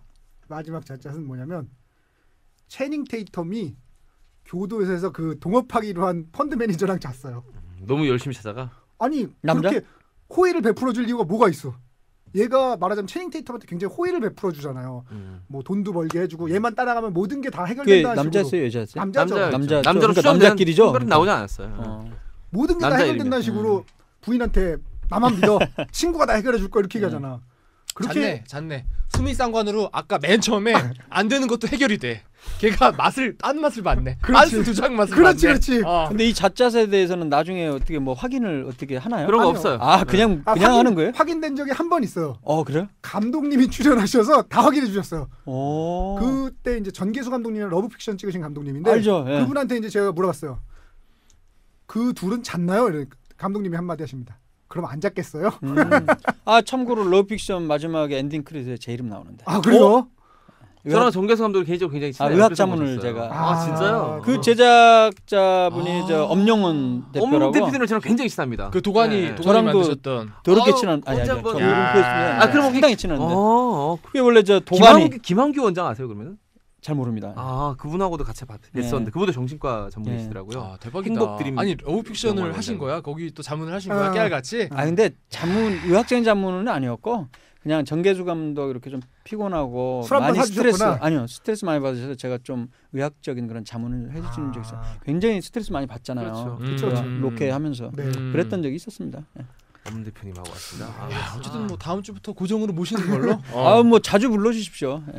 깔끔한. 박사님이 계시니까 오늘 원래 사실 우리가 막 그때 그 이야기 뭘까 뭐 이런 헤맸는데 박사님이 계시니까 그냥 그 이야기 다 진짜 이야기래. 아블릭스 진짜래. 내가 막 이랬으면 니도 다 믿었을 거 아니야. 그거 진짜 이야기래. 그럼 다 믿었을 거 아니야. 최 박사님한테 카톡을 보냈는데 대답을 안 하시네. 찾아보고 있나 봐. 모를 거예요. 아블릭스도. 일단 저 국립암센터로 다시 가서 배우는 걸로. 미얀마 계시는 분한테 카톡을 보냈더니 우리 저 국립암센터로 한번 찾아갑시다. 그 앞에 여자만이라고 기가 막힌 막걸리 집이 있어요. 여자만 갈 수 있는 데는 아니고. 역시 일산에 거주하셨기 때문에 일산을 잘 알고 계시네. 한번 저 찾아갑시다. 저도 백만마을 살아가지고 암센터 근처에 암센터 한번 찾아갑시다. 저는 서울로 올라옵니다. 그렇군요. 집이 서울이라서. 그래서 하나만 할 수 있어요. 그러니까 우리 셋만 말고 제가 여기 SBS 근처로 오면 되니까. 나는 의사다 녹음도 사실 홍대에서 하시잖아요. 홍대 산수요. 홍대에 있으니까. 알겠습니다. 자, 영화 어떻게 보면 재밌을까? 볼보, 별점, 그리고 좋았던 점, 아쉬웠던 점 짚고 가겠습니다. 아니 저는 저처럼 아무 사전 지식 없이 한번 보셨으면 좋겠어요. 이게 뭐 법정, 뭐 의학, 뭐 스릴러다, 뭐다, 뭐 이런 거 편견 갖지 마시고 그냥 아무 정보 없이 그냥 보셨으면 더 재밌을 거예요. 왜냐면 정보 없이 보면은 이게 어떤 장르의 영화인지 계속 바뀌거든요. 처음에는 되게 전공법적인 인사이더 같은 영화인 줄 알았다가 나중에는 이게 막 최종 분석 같은 영화가 돼 있으니까 그냥 아무 편견 없이 보셨으면 좋겠고요. 별점은 4개 드리고 싶습니다. 간만에 5개 만점으로 합니다. 예. 좀 간만에 4개 쓰고 싶어요. 알겠습니다. 무조건 볼. 자, 영 박사님은?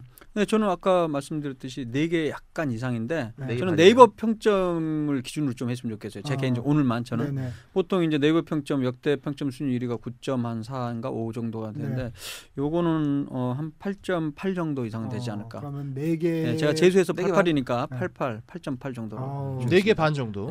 네, 4개 반 정도. 그럼 볼까 보지 말까 우리가 또 이게 우린 저 정확히 지적해야 돼요. 이 영화 당연히 봐야죠. 당연히 봐야죠. 이건 너무 이거 템포도 그렇고 이렇게 지리하지도 않고 제가 저녁 10시에 진짜 피곤한 상태에 봤는데 안 졸고 봤어요. 그렇죠. 한 가지 문제점이 있다면 아무리 보고 싶어도 볼 수 있는 데가 없다는 게 문제겠네요. 그러네. 여기서 5명이 다 볼을 줘도 볼 수가 없다는 게 안타깝네요. 이재 PD님. 저는 당연히 볼이고요. 별점은 3개 드릴게요. 그리고 재밌게 볼 수 있는 방법은 격투기를 생각하시면 돼요. 우리가 격투기 좋아하시는 분들 많을 텐데 그 크로캅이나 아니면은 그 효도르를 생각할 때, 페도르를 생각할 때 그들이 전성기가 있고 쇠퇴기가 있거든요. 네. 크로캅이 불꽃 하이킹 날릴 때 경기도 재밌지만 네. 그들이 그 쇠락한 상태에서 최선을 다해 싸우는 그 경기들도 아름답거든요.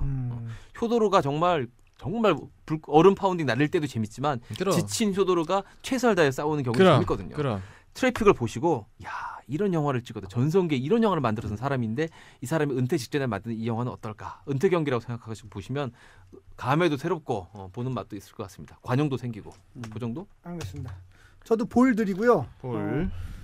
그 장르가 이렇게 휙 아까 김은정 PD님이 말씀하셨듯이 이렇게 휙 바뀌거든요. 그런 거에 대한 적응만 하실 수 있다면 뭐 충분히 재밌게 보실 수 있는 영화가 아닌가. 그리고 별점은 원래 3개 반 정도 드리고 싶은데 은퇴작이라는 의미에서 별점 4개. 우린 또 떠나는 모습이 아름다우니까. 떠날 땐 또 하나씩 더 얹어 주잖아요, 우리. 알겠습니다. 그럼 별점 4개 드리는 걸로 하고요. 다음 주에는 영화는 미스터고 하면 되겠죠? 그렇죠. 다음 주 영화는 미스터고 하도록 하겠습니다. 저 메일 주소 다시 한번 소개해 주시죠. 네, 시네타운19 gmail.com입니다. CINETOWN 숫자 19 gmail.com 많이 보내주십시오. 메일 많이 보내주십시오. 자, 오늘 저 명 박사님 이렇게 멀리까지 오셔서 이렇게 하시느라고 고생 많이 하셨고 너무 감사합니다. 너무 알찼네요. 진짜 62회 사상 최고로 알찼네요. 초대해 주셔서 너무 감사하고요. 저 시간만 되면 언제든지 불러주시면 시간만 되는 게 아니라 여러분들이 부르시면 제가 시간을 내서 오도록 하겠습니다. 저 이승훈 PD 가능하다면 지금까지 썼던 김수미 간장게장처럼 알이 꽉 차는 다 편집해 주세요. 오늘 해야 진정 어울리죠. 오늘 드디어 김수미 간장게장처럼 알이 꽉 찬 방송. 알겠습니다.